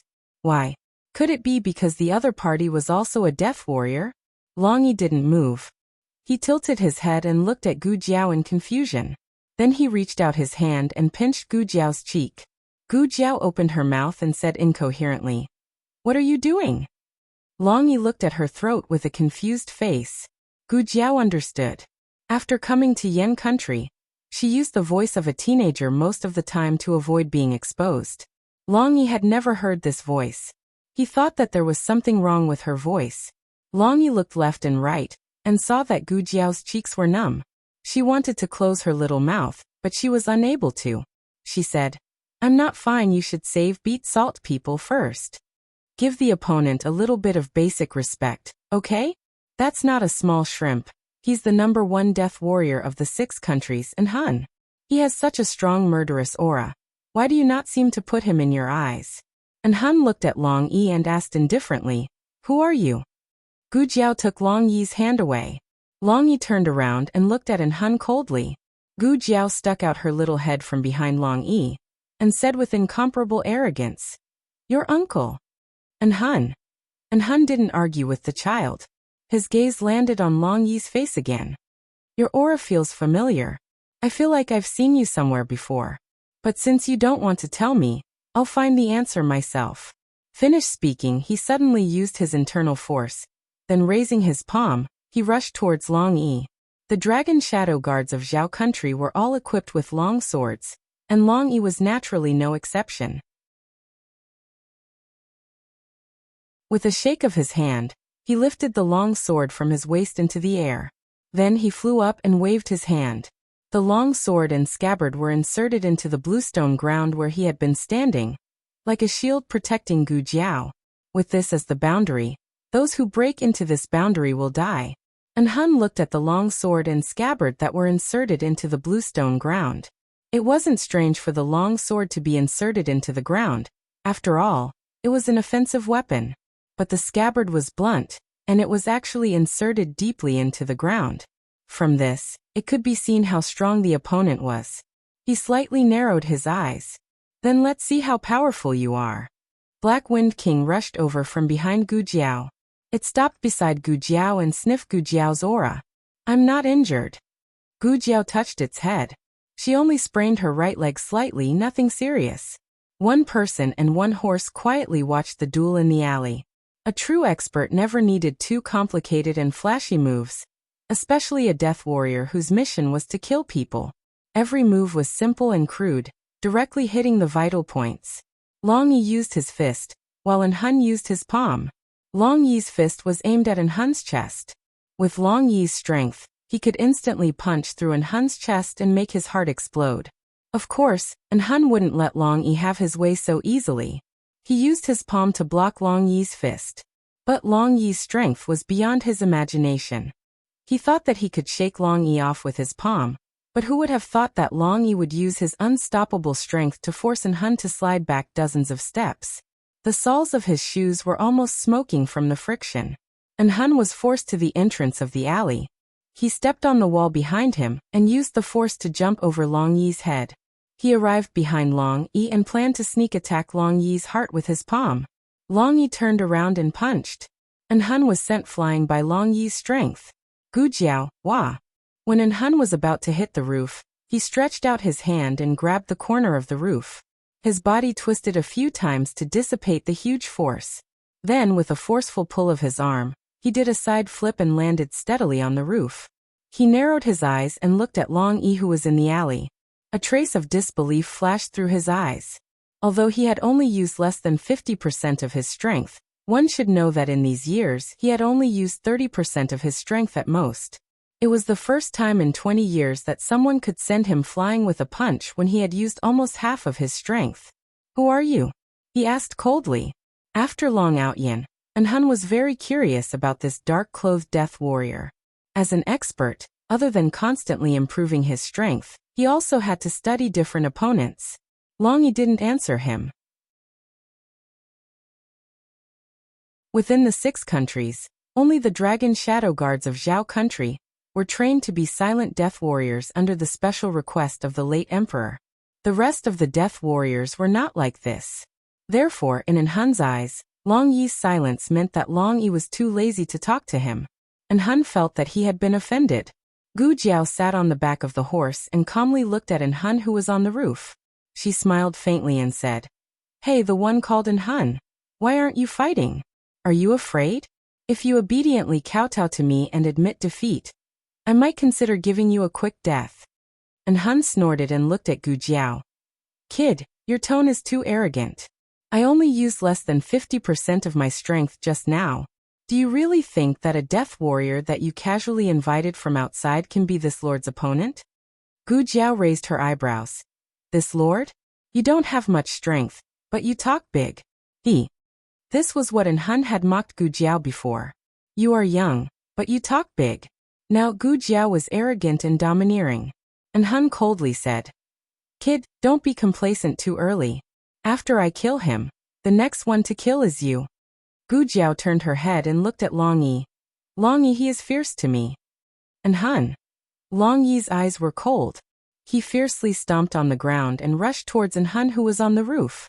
This time, En Hun did not deliberately hide his strength like before. He used 70% of his strength all of a sudden. The two of them fought from the roof to the alley, and from the alley to the roof. Fortunately, this was an old street that was going to be demolished and no one lived there. Otherwise, such a big movement would have startled everyone. The more En Hun fought, the stranger he felt. Why is this person's fighting style so familiar? Have I fought with him before? But such a powerful opponent, I should have some impression of him. Gu Jiao seriously observed the fight between experts. It seems that they are evenly matched, but Long Yi's stamina is obviously more powerful. Long Yi did not even take a breath, but in Hun's breathing and rhythm are somewhat disrupted. He is really worthy of being called Long Ia. And Hun received another punch from Long I, but Long I also received half of an Hun's palm. Why was it only half of an Hun's palm? Because Long I quickly retreated. Half of the strength did not fall on Long Yi's body. But this exchange of blows was not without any gains. The cuff of Long Yi's sleeve was torn, and a small black thing fell out. And Hun turned his hand to catch it, and when he looked carefully he was stunned. This is... Long Yi kicked the back of an Hun's hand, and the jade ring was shaken into the air. Long Yi snatched the jade ring back, and put it back into his bosom. And Hun did not care about his broken hand, and asked with a frown, "Where did this jade ring come from? Where did its owner go?" Long Yi's reply was a heavy punch.